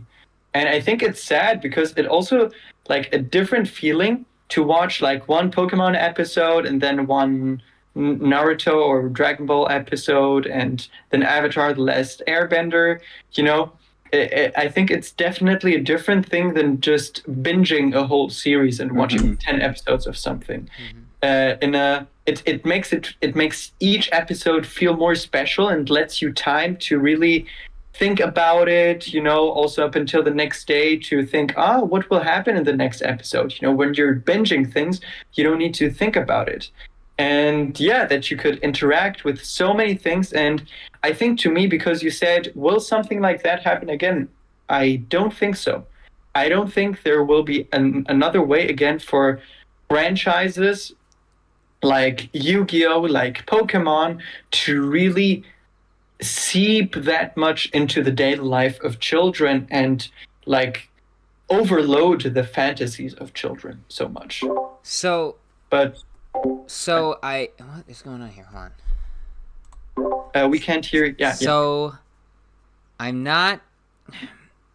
don't think there will ever be a Pokemon again, right? Because of how it hit. But Minecraft kind of did that. Minecraft That's true. Came out. I played Minecraft when it was in its early beta.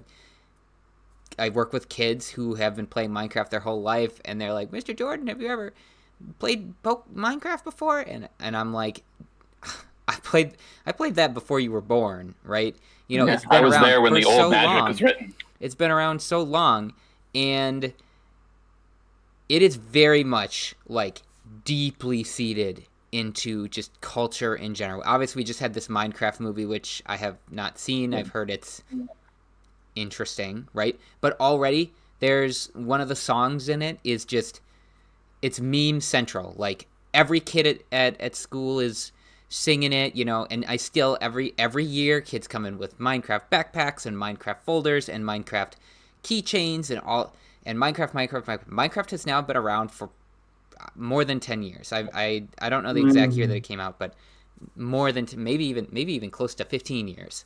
And there are kids who are now adults who loved Minecraft when they are kids and then continue to love Minecraft now. There are kids who love Minecraft now who are going to be adults that love Minecraft then. So, but is Minecraft the same level of Pokemon? It's not, but it is up there. I'm pretty sure Minecraft is like, isn't there I might have to look this up. I'll look it up in a moment, but The best-selling game of all it's time. the best. That's right. It's the best-selling game of all time. Pokemon is the most profitable franchise of all time, and Disney is, Disney, but Minecraft's up there. So I do think it can happen again, but I think it's going to take a different form because of how the internet is, right? Because kids don't have to sit down and watch Saturday morning cartoons, which you were just alluding to, Damian. In fact, they're not going to. They're going to sit there and, in my opinion, unfortunately, scroll on TikTok or whatever. I just think it's really bad for their brains, right? Yeah, agreed. And so it's going to be more those meme things, or it's going to be the silly like Roblox games. Yeah, whatever that is. The silly Roblox games or the Fortnite videos, right? That sort of thing is what is going to get through culturally. And so it'll be something different, but I do think to a degree it'll happen again. I just don't think it'll be as wholesome as Pokemon or Minecraft. Yeah, I think Minecraft is very wholesome. You didn't have so many franchises that sprung up, like Monster Rancher, Digimon, Spectrobes, another really underrated game I could talk about for hours that you probably don't even know about, right? Have you ever? Nope. Yeah. Yeah, there's nothing like that. I mean, there's like Dragon Quest Builders, but other than that, there's not a lot of other Minecraft-like games, as it was like this huge Pokemon hype. And just to mention it, I'm a Zoomer. I was a kid when Minecraft came out. I was never into it. I don't know why, but today, for the first time since my childhood, I was like, fuck it, let's play Minecraft with my girlfriend who never played it. And before playing it, we got a Minecraft McFlurry from McDonald's. Just wanted to mention that. Okay. It's interesting. So my kids they're Zoomers, technically. They're on the lower end. But it's, they've grown up with Minecraft. That's a really good observation. And we have played a lot of Minecraft together. When you look at your Nintendo Switch and you organize by things that you've played the most, our number one is Smash Brothers by some crazy amount, but like number two is Minecraft, because we would all be on there together, and and it was really like, you're right, that is something that's really impacted like kids. And something that I think is unique about Minecraft is that when we look at like the way that Pokemon took over, it was orchestrated. Like I'm talking about Pokemon League, where it was like, bring your kids to Toys R Us and we will inundate them. We will initiate them into the tradition. It was inescapable. There was this huge push.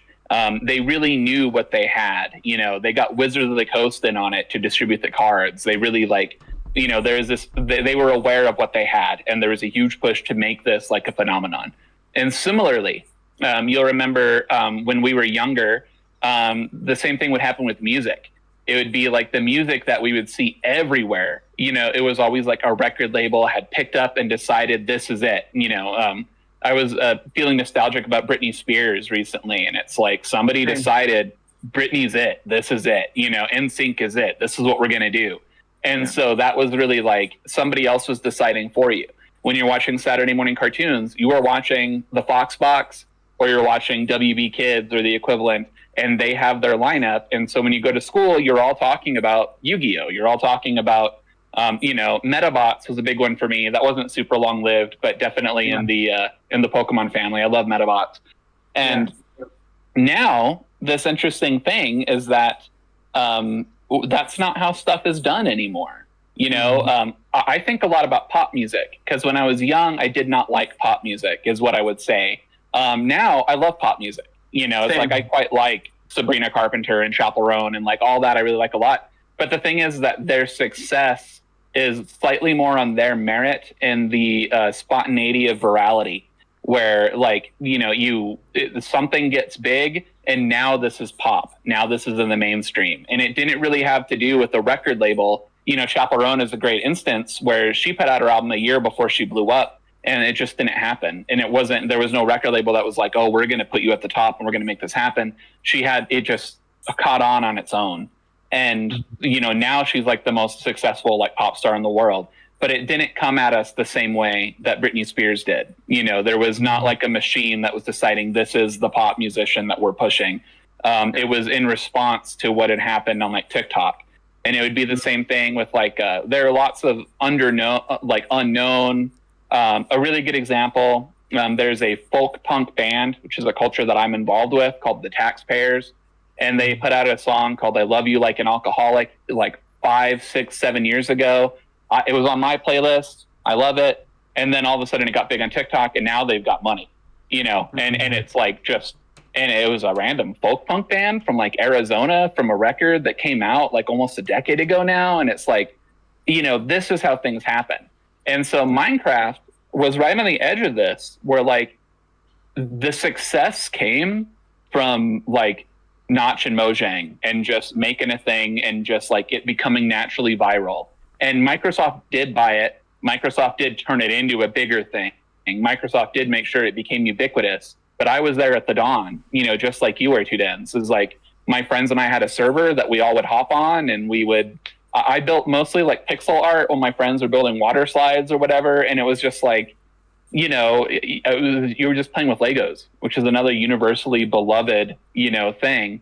And that just on its own merit became large.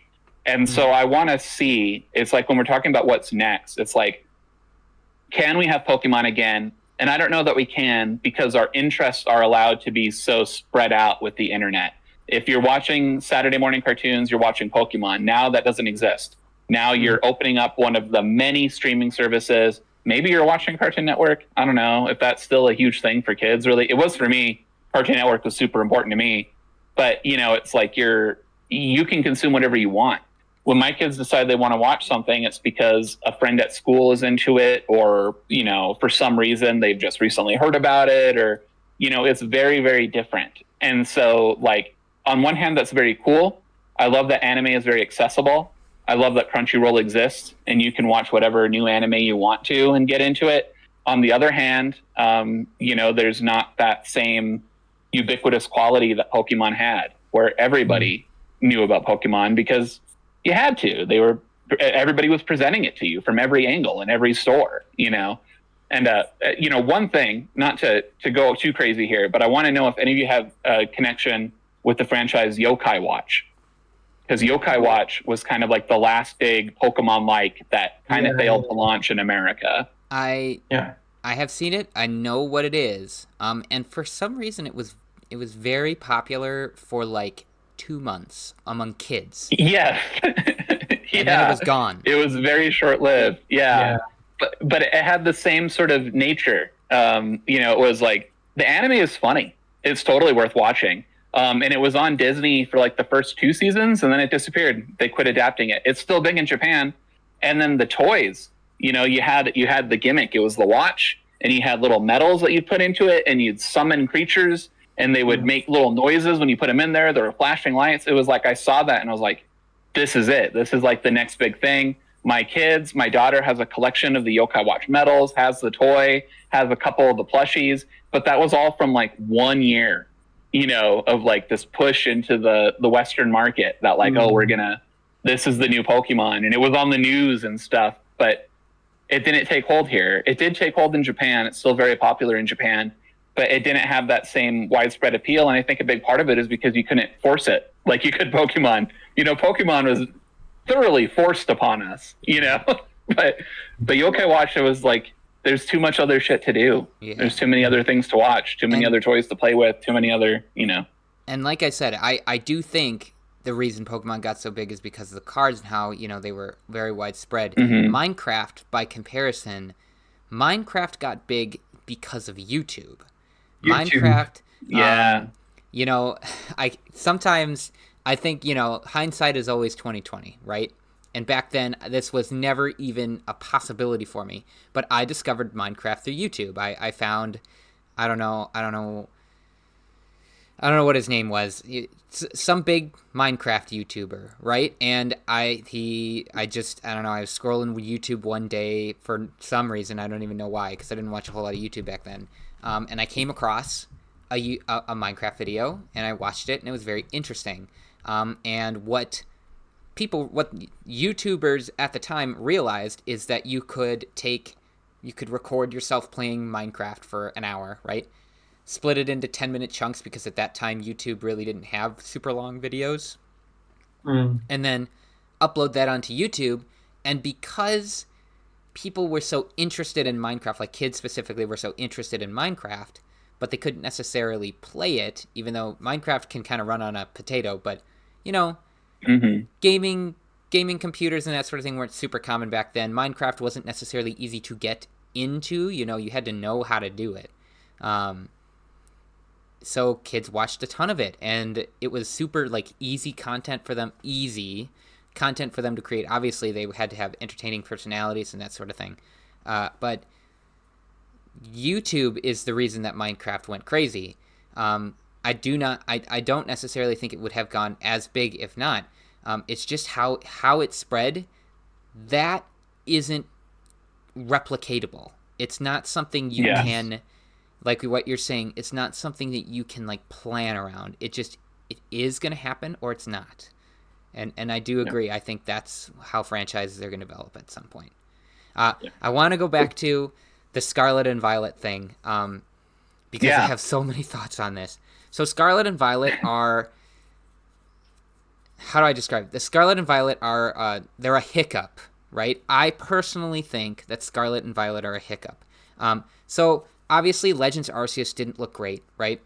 Legends Arceus is an excellent game. It is an excellent game that has between the art style being kind of like a Japanese painterly aesthetic, and the fact that Game Freak just did not have enough time to, work on performance. So it doesn't look great. It doesn't run great. But Arceus itself is really, really, really good. And then Scarlet and Violet are actually, in my opinion, the same.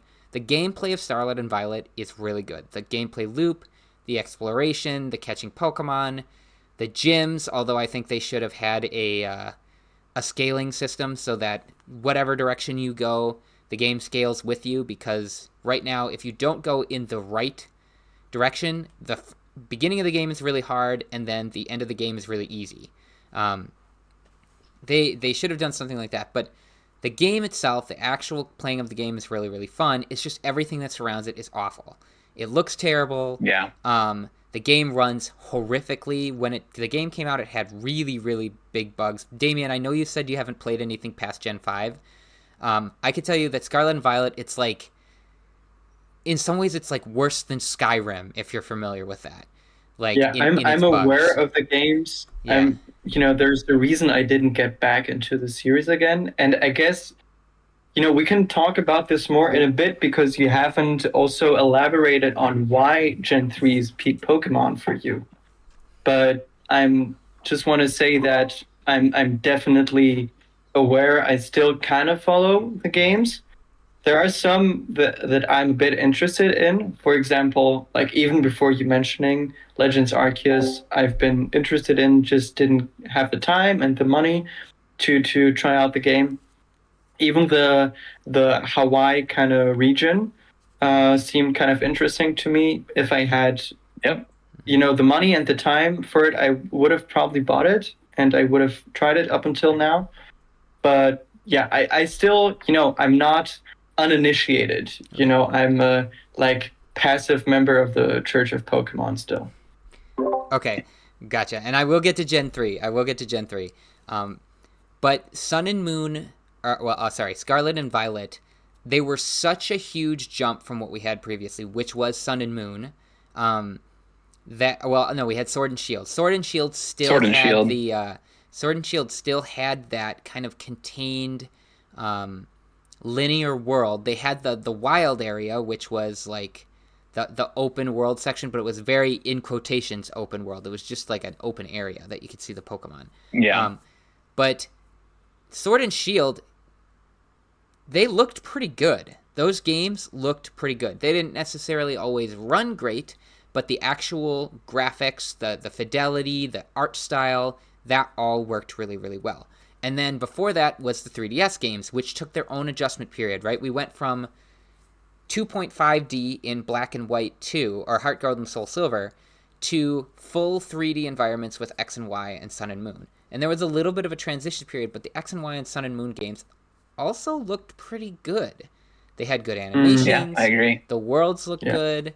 The character models were excellent. That was an awesome transition from 2D. The Pokemon, the sprites had a certain charm to it, and I would love someday for maybe a remake or a side game for Game Freak to experiment with the HD 2D that you see in like Octopath Traveler, or the remakes of the Dragon Quest games that are coming out, because I think Pokemon would be really, really, really, really good in that graphics. That would be sick. I agree. But I do think Scarlet and Violet were a hiccup. I think they had to come out too quickly. They were too much of a jump from Sword and Shield going to fully open world. And because of it, they couldn't get all of that down, so it was kind of a really broken experience. Now, with the Switch 2, there is a free update coming to Scarlet and Violet that are supposed to do a number of improvements. We don't know what those improvements are yet. I did manage to secure a Switch 2 pre-order, so that's one of the first things I'm going to do. I'm going to download the whatever update, and I'm going to see how those games run on Switch 2. And in my videos, I have been very critical of Scarlet and Violet for a variety of reasons, mostly because, okay, I get it, Pokemon operates on a schedule, and these games have to come out at this point and this point because the cards are going to come out and the anime is going to be here and the toys and whatever, right? But these games were released way too early. They were not optimized. They were not developed properly. And if Switch 2 comes out and there's an update and these games suddenly work like brilliantly, which I kind of suspect, I don't necessarily think the visuals themselves are going to be light years better.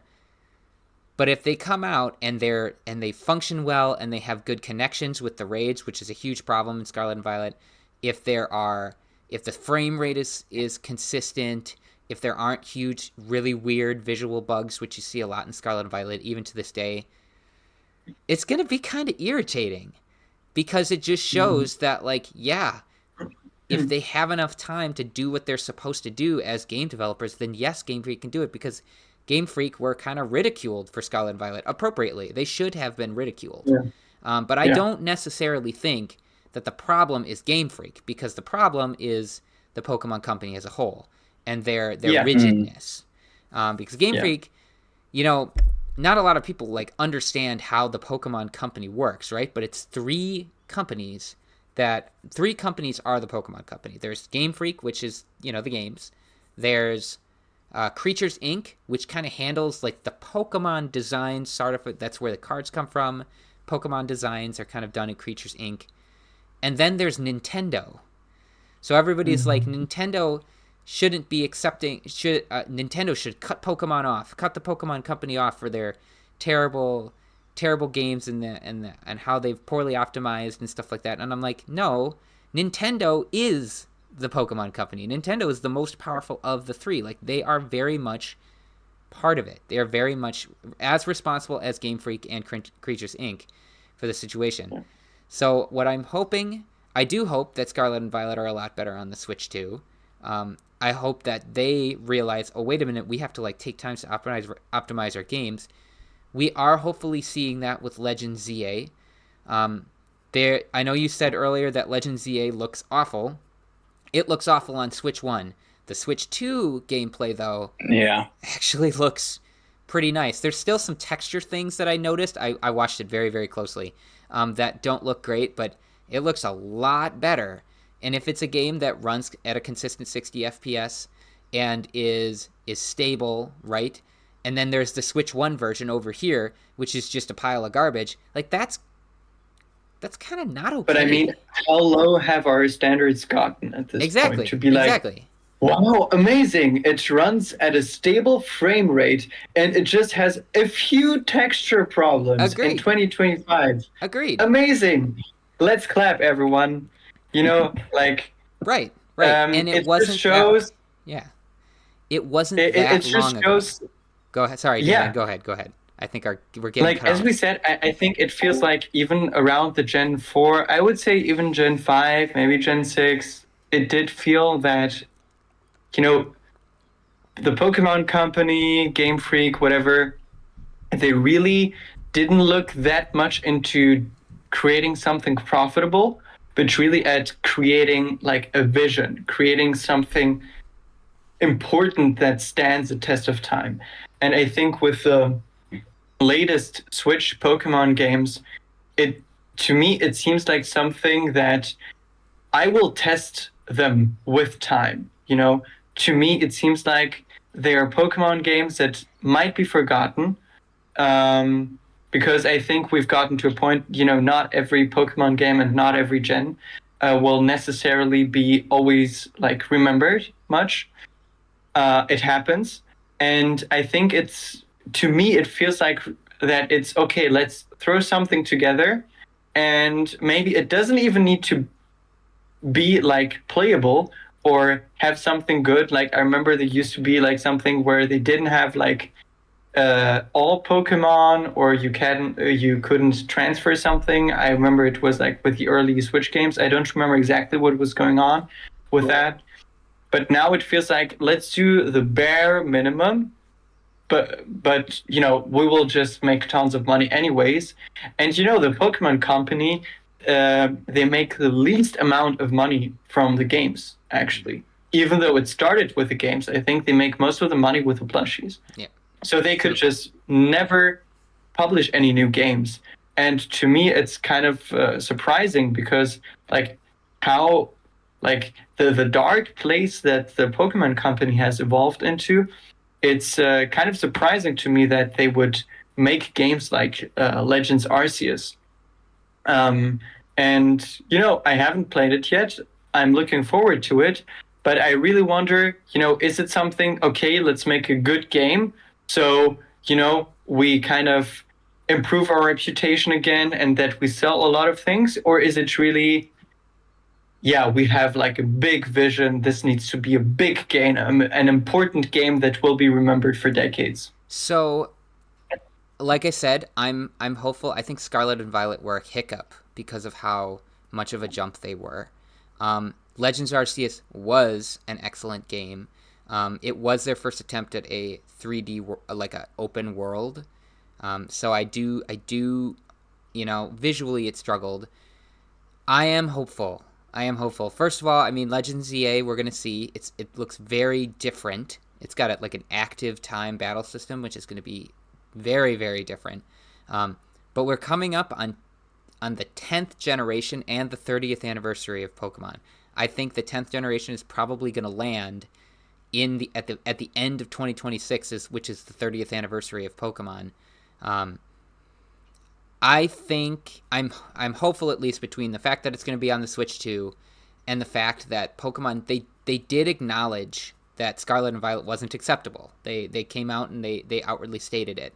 quite a few years ago even. So I am hopeful that the next games will be a lot better, will be a lot more optimized and structured correctly. Because like I said, Scarlet and Violet, the game itself, if you can take yourself away from the visuals, if you can take yourself away from the unstable nature of the game, design-wise, it's really good. It's really good. The gimmick, terrestrialization, is the best gimmick they've ever had. And I really like Mega Evolution. I think Mega Evolution is really cool. I thought Dynamax was really cool. Z moves were cool in their own right. But terrestrialization, like from a gameplay standpoint, is like the best thing they've ever done. And but what about Gen 3? So Gen 3. Gen 3 is my favorite of all time. I know we've gone way off track. Gen 3 is my favorite all time mostly just because I spent the most time in it. I do think it's actually the most influential generation that has ever come out. And that includes Gen 1, which sounds backwards because Gen 1's where it started all. But Gen 3, there are so many things that have reverberated from specifically Gen 3 that none of the other generations, in my opinion, can compare. So there's multiple layers of it. There's story, there's just Pokemon design in general, and then there's the actual gameplay. I'm going to start with the gameplay. So Gen 3 introduced double battles. And while the regular, the typical game doesn't focus on double battles, you'll encounter a double battle here and there. There's always a double battle gym. I think Gen 5 had like triple battles, which didn't last past Gen 5 because it was kind of different. I think they were called like rotation battles. Double battles have become competitive Pokemon, which if you're not into competitive Pokemon, you're like, okay, it's not like a really important thing, but it is like the official rule set for the huge competitive Pokemon that happens all the time, all over the world. And it's double battles. And that's just because if you think about a Pokemon battle, right? You've got two Pokemon. You can switch out to one of 5 other Pokemon at a given time. Or you can use 4 moves. I guess you can use an item too, right? And the opponent has 1 Pokemon. They can switch out to one of 5 other Pokemon. They can use one of 4 moves, right? That's relatively limited options to a double battle. Where a double battle, there are so many different things that can happen every turn, and you have to like think and prepare for what could or could not happen and make predictions. Whereas with a one-on-one battle, there's a lot less variance there. There's a lot less that you have to think about. It's much less of a game of chess, right? Single battles are a game of checkers, then double battles are a game of chess.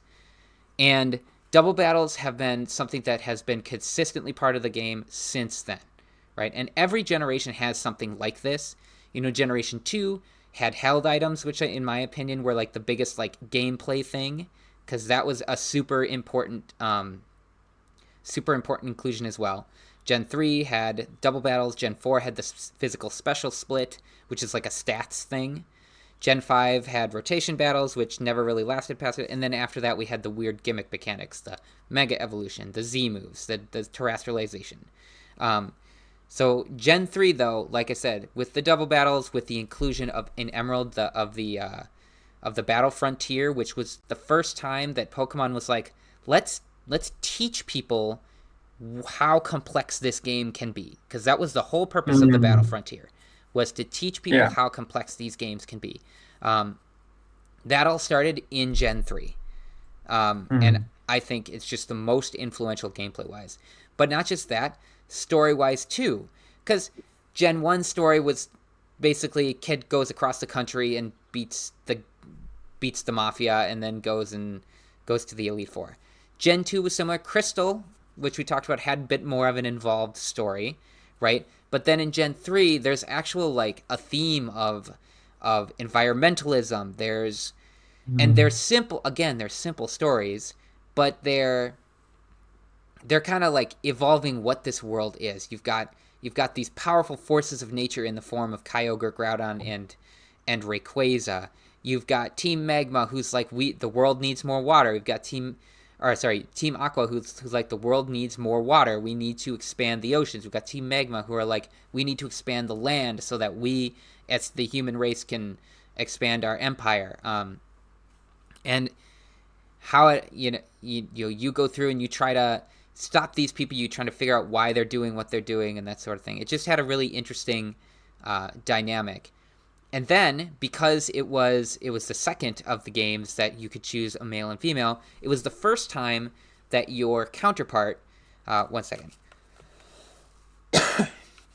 It was the first time that your counterpart, thank you, was your rival, right? So then there, it was like you had this other playable character that you were like forming a relationship with throughout the game, and it's pretty superficial, right? You find them, you battle them, and that sort of thing, but it gave inspiration to other things, and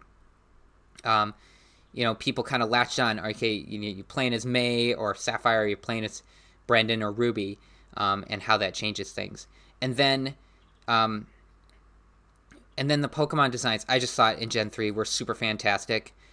They were kind of a balance between the more complex, kind of overly designed things that we started to see in Gen 5, but they weren't the simple like animals that were in Gen 1. I just thought it was a very great bridge. Visually, that I think it was the absolute peak of all pixel art at the time. I don't think there were any games that had like better pixel art than the Pokemon games at that time. And then Gen 4, they kind of gone into this 2D, 3D thing, which worked very well. But the last full pixel art games were Emerald, and I just think they were just super fantastic. Super fantastic. Mm-hmm. I do think Gen 3 has the best manga story of any. There are a lot of themes in this that are repeated. They really kind of drive into different themes about, growing up, relationships, developing empathy for other people, and it's not just like the main characters have to learn these things. They're kind of constantly revisited with side characters, and I've reread it as an adult, and I'm like, this is really intentional. Like the side characters, the other side stories that are going on, it's all written to support like what these main characters are going through and what they're learning. So I just think, just in general, it's just the best generation, in my opinion. In my opinion. Students, I have a question.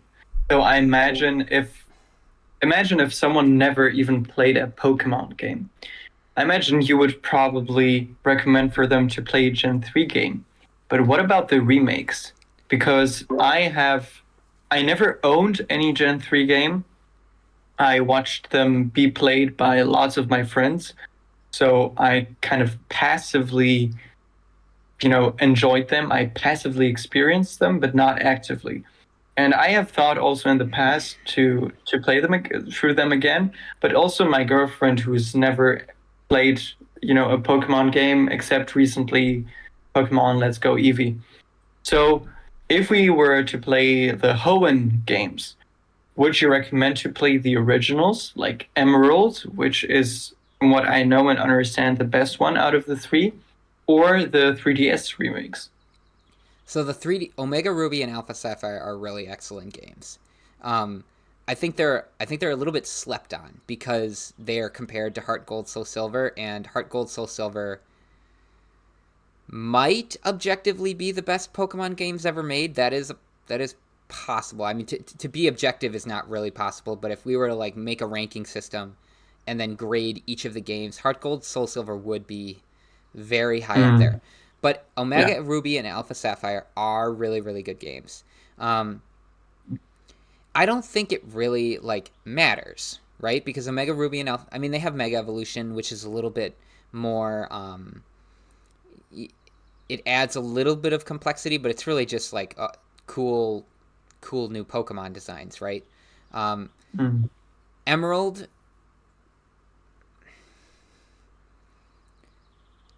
Emerald is always a good game. I like I said, I've never played it, but I know that it's very similar to Ruby and Sapphire, except it has the inclusion of the Battle Frontier, and the story is kind of merged together between the other two. I guess I would suggest Ruby and Alpha Sapphire because the modern games, they're a lot more similar to the modern games than Ruby and Sapphire. In Ruby and Sapphire, there were still mechanics that weren't fully fleshed out yet. Stats were different, so if you're someone who's going to really like look into the actual RPG side of things, Omega Ruby and Alpha Sapphire are going to be a lot more equivalent to what you might look at if you decide, okay, after Omega Ruby and Alpha Sapphire, I'm going to go get Scarlet and Violet. That's going to be a lot more equivalent because Omega Ruby and Alpha Sapphire essentially run under the same game engine rules or same battle system rules as the modern games. And Ruby and Sapphire and Emerald do not. The Ruby and Apple, the Generation 3 original games are very different in that regard. So, yeah. Because of what you mentioned before, can we then crown as the best Pokemon game or most recommended Pokemon game of this podcast? Can we crown Soul Silver and Heart Gold as the best Pokemon games? I mean, you mentioned it too, Dens. I mentioned it, that objectively I think they're probably the best ones. And I mean, you, Daisy, said that Gen 2 are your favorites. But, it's Gen 2, but with better graphics and a few little added things. So I think so. Do we democratically agree that we crown them as the objectively best Pokemon games? Like I said, I've never played Black and White. I don't think I could argue. Yeah, I've never played Black and White. I do actually plan to play all the way through all of the Pokemon games pretty soon. Cool. But yeah, I mean, it's hard to argue. Heart Gold and Soul Silver are, I mean, they're famous for it. They're famous for being the best Pokemon games ever made. So, yeah, it's hard to argue. Yeah. And I think that there's, it just has everything, like there was a gimmick that was strong. There was, visually, they're just great. They really are the epitome, I think, of like the best Pokemon games that like had come out to that point. And you have both Johto and Kanto. You just couldn't, I don't know. I wouldn't trade that reveal for anything. I was wishing for that so hard to happen again in any other Pokemon game, and it's never happened again. So, I think that would be a very easy recommendation if you hadn't really done Pokemon before, and you had the hardware available, because that is the biggest problem, right? Is that the accessibility is an issue. But yeah, they'd be my favorites. Well, or in the worst case, Nintendo 3DS, Virtual Console, or whatever. Yeah, there are ways. Yeah, there are ways. There are ways. Yeah, but we talked about the crown jewel of the Pokemon series. But what's the worst game in your opinion? I mean, you two Dens have talked a lot about Scarlet and Violet, right? Would you say these are the ones you enjoyed the least? No. Scarlet and Violet's really fun. I got a lot of time. They're good. My wife too. We played Scarlet and Violet a lot together. It's got one of the best stories in any Pokemon game I've ever played. It is really fun to just collect Pokemon. The battle system's really good. I've watched hundreds and hundreds and hundreds of hours of competitive Pokemon in Scarlet Violet, and I watch it like every day. Like every time I'm running on the treadmill, I put on more competitive Pokemon in Scarlet and Violet. I cannot say that. I can say that they should not have come out the way. What's the worst Pokemon game? Do you have one in mind, Daisy? I mean, I think it's hard because I think that this feels a little bit more subjective. But I do think I remember being, and what's funny is I'm going to play this today because of our conversation. I was extremely underwhelmed with the remakes of Diamond and Pearl. And, again, like I said, that was a generation that just didn't really hit for me until much later. But Damian, hearing you talk about it, like I have the game. I actively want to like put in Brilliant Diamond and see if I can squeeze any more joy out of it. But I felt very, very underwhelmed by that one. But again, very subjective. I'm not sure if it's objectively Maybe just the play worst the one. original one. Maybe just play Platinum instead. But here's the thing, though. Diamond and Pearl, Brilliant Diamond and Shining Pearl are exactly what the player base asked for. Now, I put that in quotations because Legends Arceus was announced at the same time as Brilliant Diamond and Shining Pearl. So this argument doesn't make sense from the Pokemon Company. But what they have said, the reason for what happened, is that they weren't going to do remakes for Gen 4. They were just going to do Legends Arceus. But then they got worried, like, hold on a minute, there have been remakes for all the other games, so people are going to want a remake for Gen 4. So what they did is they went to Ilka, which is the company that developed it, and they said, we want you to remake Diamond and Pearl. And Ilka did exactly that. They remade exactly Diamond and Pearl, except for two things. They changed the graphics, and they added, like, you could, like, change your clothes, and then they added in IVs and EVs, which weren't part of them yet. So Ilka did exactly what they were asked. They're straight up remakes of those games. They don't look as good because the original games had a very intentional pixel / 2D 3D art style, and the new ones were like, how do we turn pixel characters into 3D characters? Well, it turns out we're just little chibi characters, which don't look that great. Yeah. Are they the worst, though? I mean, it's just Diamond and Pearl, and Diamond and Pearl are really good games. They're really good games. Worst is such a hard... I don't know. I don't know what the worst Pokemon games... It's probably X and Y, The one we enjoy the least. So I can really maybe, liked X and Y. hit you with something. I would say they're great games, I think, in their own aspect. But for me, my least favorite are the 5th gen.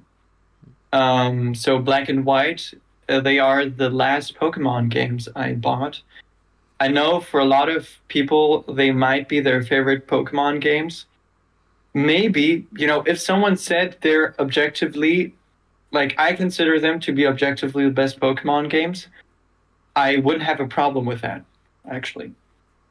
I do think the story is great, but for me, what is so special about Pokemon are the vibes. And I think the music, the location, and all of that, and especially the Pokemon designs and the characters themselves, really didn't interest me that much. And so even though I played the game, I played a lot of it. But, at the end, I was like, I guess I don't enjoy Pokemon as much anymore. And, I can't explain it. It's just an instinctive feeling, but I think that's the reason that I just didn't enjoy the designs that much. I didn't enjoy the designs of the leaders or all of that. Of course, the story's amazing. There are some great tracks and whatever. There's some nice places. But yeah, to me, it was just not... It didn't hit me in the feels like, Gen 4, Gen 3, Gen 2, Gen 1 did before that. Mm-hmm. And after that, it was difficult from what I saw from the other games that came after that to really feel like, wow, this could, cause some feelings in me, that these are really coherent, interesting vibes that, that are attractive to me. Except maybe, the Aloha region, I think it's called. Aloha, and yeah. I think you both mentioned that you continued being involved in the Pokemon games. I just want to mention, for me, I completely fell off at that point. Again, I think, I'm doing a disservice to the Gen 5 games, which I'm sure they're great, and I don't think they're bad games at all. But, after that, the Pokemon formula is not something, that you said that maybe some of them have really improved upon it, but playing through them, recently my girlfriend played Let's Go Eevee, and I was not, even though it was Gen 1, even though I liked the designs and the region and the music and the vibes and everything, just the structure of the game and all of that, and probably because it was too easy, I was not very invested. Was my, after playing the 5th gen, it was my I gave the Pokemon series another chance, and it didn't. We didn't vibe, and I think it's the structure of the Pokemon games. And for me, it also would feel much more even though I would say that I think the peak Pokemon games, Gen 2, Gen 3, Gen 4, or as we said, Heart Gold and Soul Silver, I think anyone should have played these. Anyone who's interested in video games should have played one of these games, because they're just so important in the history of video games. I think at this point, it's difficult for me to replay any of those games. It's a much easier decision for me to play even some of the worst Castlevania games compared to the Pokemon games, because it just feels very stale to me. And I think it's also different for adults, because a lot of fun things in the Pokemon games are, very leisurely, where as an adult, I would just have a huge guilt trip, spending a lot of time creating puffins or taking part in Pokemon contests and dressing up, Pokemon, or, doing like little contests in the national park or whatever, which is awesome. But, a lot of these things would feel to adults like a waste of time. I mean, I could see that. I'd be interested. I know you're super busy with everything that you're that's going on. I'd be interested to hear your thoughts on Scarlet and Violet, because they mess with the format. They mess with the formula. Mm-hmm. That's what makes them so good, despite all their issues. I'm really interested now. Yeah. They really do mess with the formula a lot. They mess with it a lot. I guess if I had to pick, you're talking about how the formula gets stale and how things are too easy. I guess then I would have to pick X and Y, but that's weird for me, because I loved X and Y and it got me back into the series, but the games were too easy. They were incredibly easy. They were very reliant on Gen 1. There were a lot of Gen 1 Pokemons. You even got to pick a Gen 1 starter partway through the thing.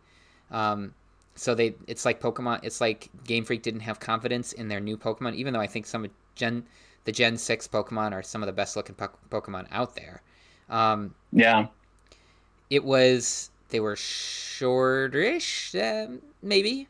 I'm not sure. I don't really remember how long they were, but I guess I'd have to pick X and Y. But that's the thing. I don't know if I can pick a worst Pokemon game, because they're all so similar, except for Scarlet and Violet, which is a big divergence. I don't know. That's hard. Daisy, I'm struggling. Yeah, I think I think the subjectivity comes into play, because it's interesting. You mentioned X and Y, and I love X and Y, and you said you do too. I did too. But for me, I really loved the clothing options and the expressivity options and the connection with the Pokemon options, and so I was looking for something different. Yeah. And Damian, you were talking about Black and White. I love Black and White. I did not play Black and White 2, but Black and White were awesome. It was so cool to do all new Pokemon. I thought that was really great. And the story in Black and White is very, very good. Yeah, I've heard it's the best story. I've heard it's just straight up the best story. Yeah. As far as just the games go. Yeah. And so it's like, when you're picking the worst, I think that the true candidate is, and again, it'll be inherently controversial, but I think if we're really trying to be objective about it, it would be the original Japanese versions of Pokemon Red and Pokemon Green before the updates, because they didn't run great, and they were really buggy, and the designs weren't solidified for the Pokemon, and it wasn't even worth exporting. And I know that if you really wanted to extrapolate, we could be like, oh, but they were the first ones, they're so important. But if you really wanted to objectively say what the worst one is, it's well, okay. Those ones were probably the least fun to play. Right. And they were also very grindy, so it's you could kind of, I think that you can maybe make that. They gave you limited information. You couldn't even tell when your Pokemon were going to level up. So yeah, I guess. Yes, and we didn't play those ones. Yeah, so yeah, exactly. Our hands are clean. So yeah, exactly. I know this has been a really good conversation. I would love to continue it.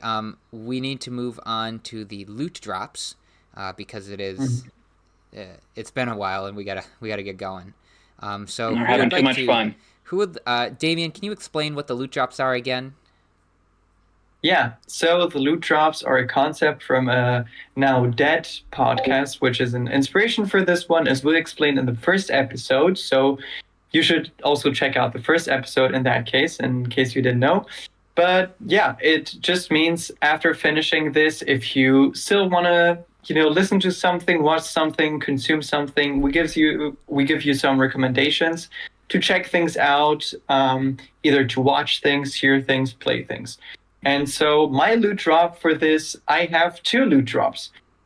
Actually 3, because one of them I talked about before. So there is one album by a musician called Carlos Aene, who did an album for, he did jazz rearrangements of the Gen 4 soundtrack, which I think is called Echoes of Sinnoh, and it's amazing. Like, it's a great album for me, especially if you love jazz, like I do. And, also Gen 4 music, which is, in my opinion, the best one.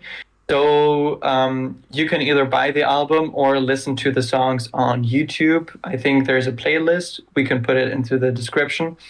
This is the first one. Second one, it's a 2 dance video. It's the one where you talk about the card, the Pokemon card with Gardenia, with growing and how Kirlia, Pokemon stays with us. It's my favorite video of yours, actually. Great video. Yeah. Thank you. Yeah, and the last one, because we talked about, save files, how much suffering it brings to us when a save file gets lost, and about Leaf Green and Blastoise and all of that. Nick Robinson he's a YouTuber who does like very niche videos, kind of like in a documentary format. I don't know if you guys know him, and he's done a video about trying to recover a dead Blastoise from a glitched Leaf Green game card. And it's a very beautiful story that hits home for me. And yeah, you should check that out also. So how about you guys? Very cool. Those are super poignant. I think for myself, I want to shout out a YouTube creator. Her name is Hazel, and it's just Hazel. And she makes content mostly about like anime, and she does like a lot of really esoteric, weird, like straight to VHS kind of stuff or tokusatsu adjacent things. But she has a video that's called, I think it's called Places in Pokemon. And it is specifically about like the memories that she has about visiting certain areas in the Pokemon games. I think it's Diamond and Pearl that she talks about, and the way that connected to where her life was at that point and where she was spending time.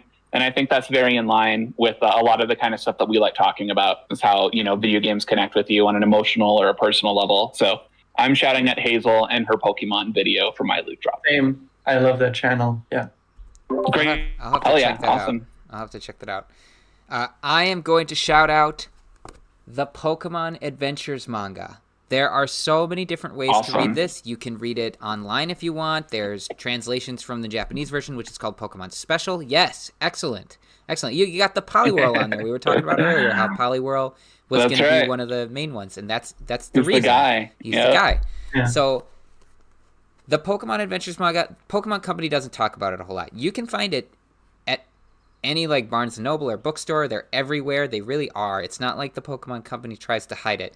But I don't think they talk about it very much because a lot of the earlier arcs had to have a lot of censorship because, cultural differences from Japan. There are some things that aren't in the original Japanese version that just would not fly over in the West.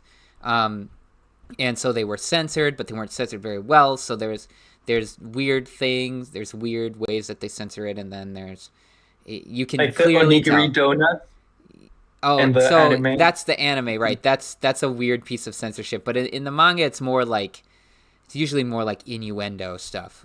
There's a lot of it. Uh, but Mhm. and also the Pokemon manga is a little bit more brutal than Pokemon is generally thought to be, because these are animals, and like Team Rocket is they're criminals and they're gonna do criminal things, right? So they don't talk about it very much, so it doesn't get a lot of publicity. It is the best there is to Pokemon. There, like Pokemon media in general, storytelling, it's the best, and it's not close. That the anime does not compare. The game's stories do not compare. It's just really, really good. I really think you should check it out. Give the first couple arcs a try. Read the first, the red, blue, and yellow arcs. Read the gold, silver, and crystal arcs. Guarantee you will love it if you really like Pokemon. And then I highly recommend you continue, because the Hoenn and the Sinnoh arcs are even better in my opinion. So that's my shout out. That's my loot drop. And that is it for our podcast. So thank you all for watching. If you are interested, please check out our Discord, linked in the description. We would love to have you join there. Come join us for different discussions. And check out our previous episode as well. And there will be another episode coming in the near future. Thanks, everyone. Have a great day. Thanks. Yep. Been a Bye. good one.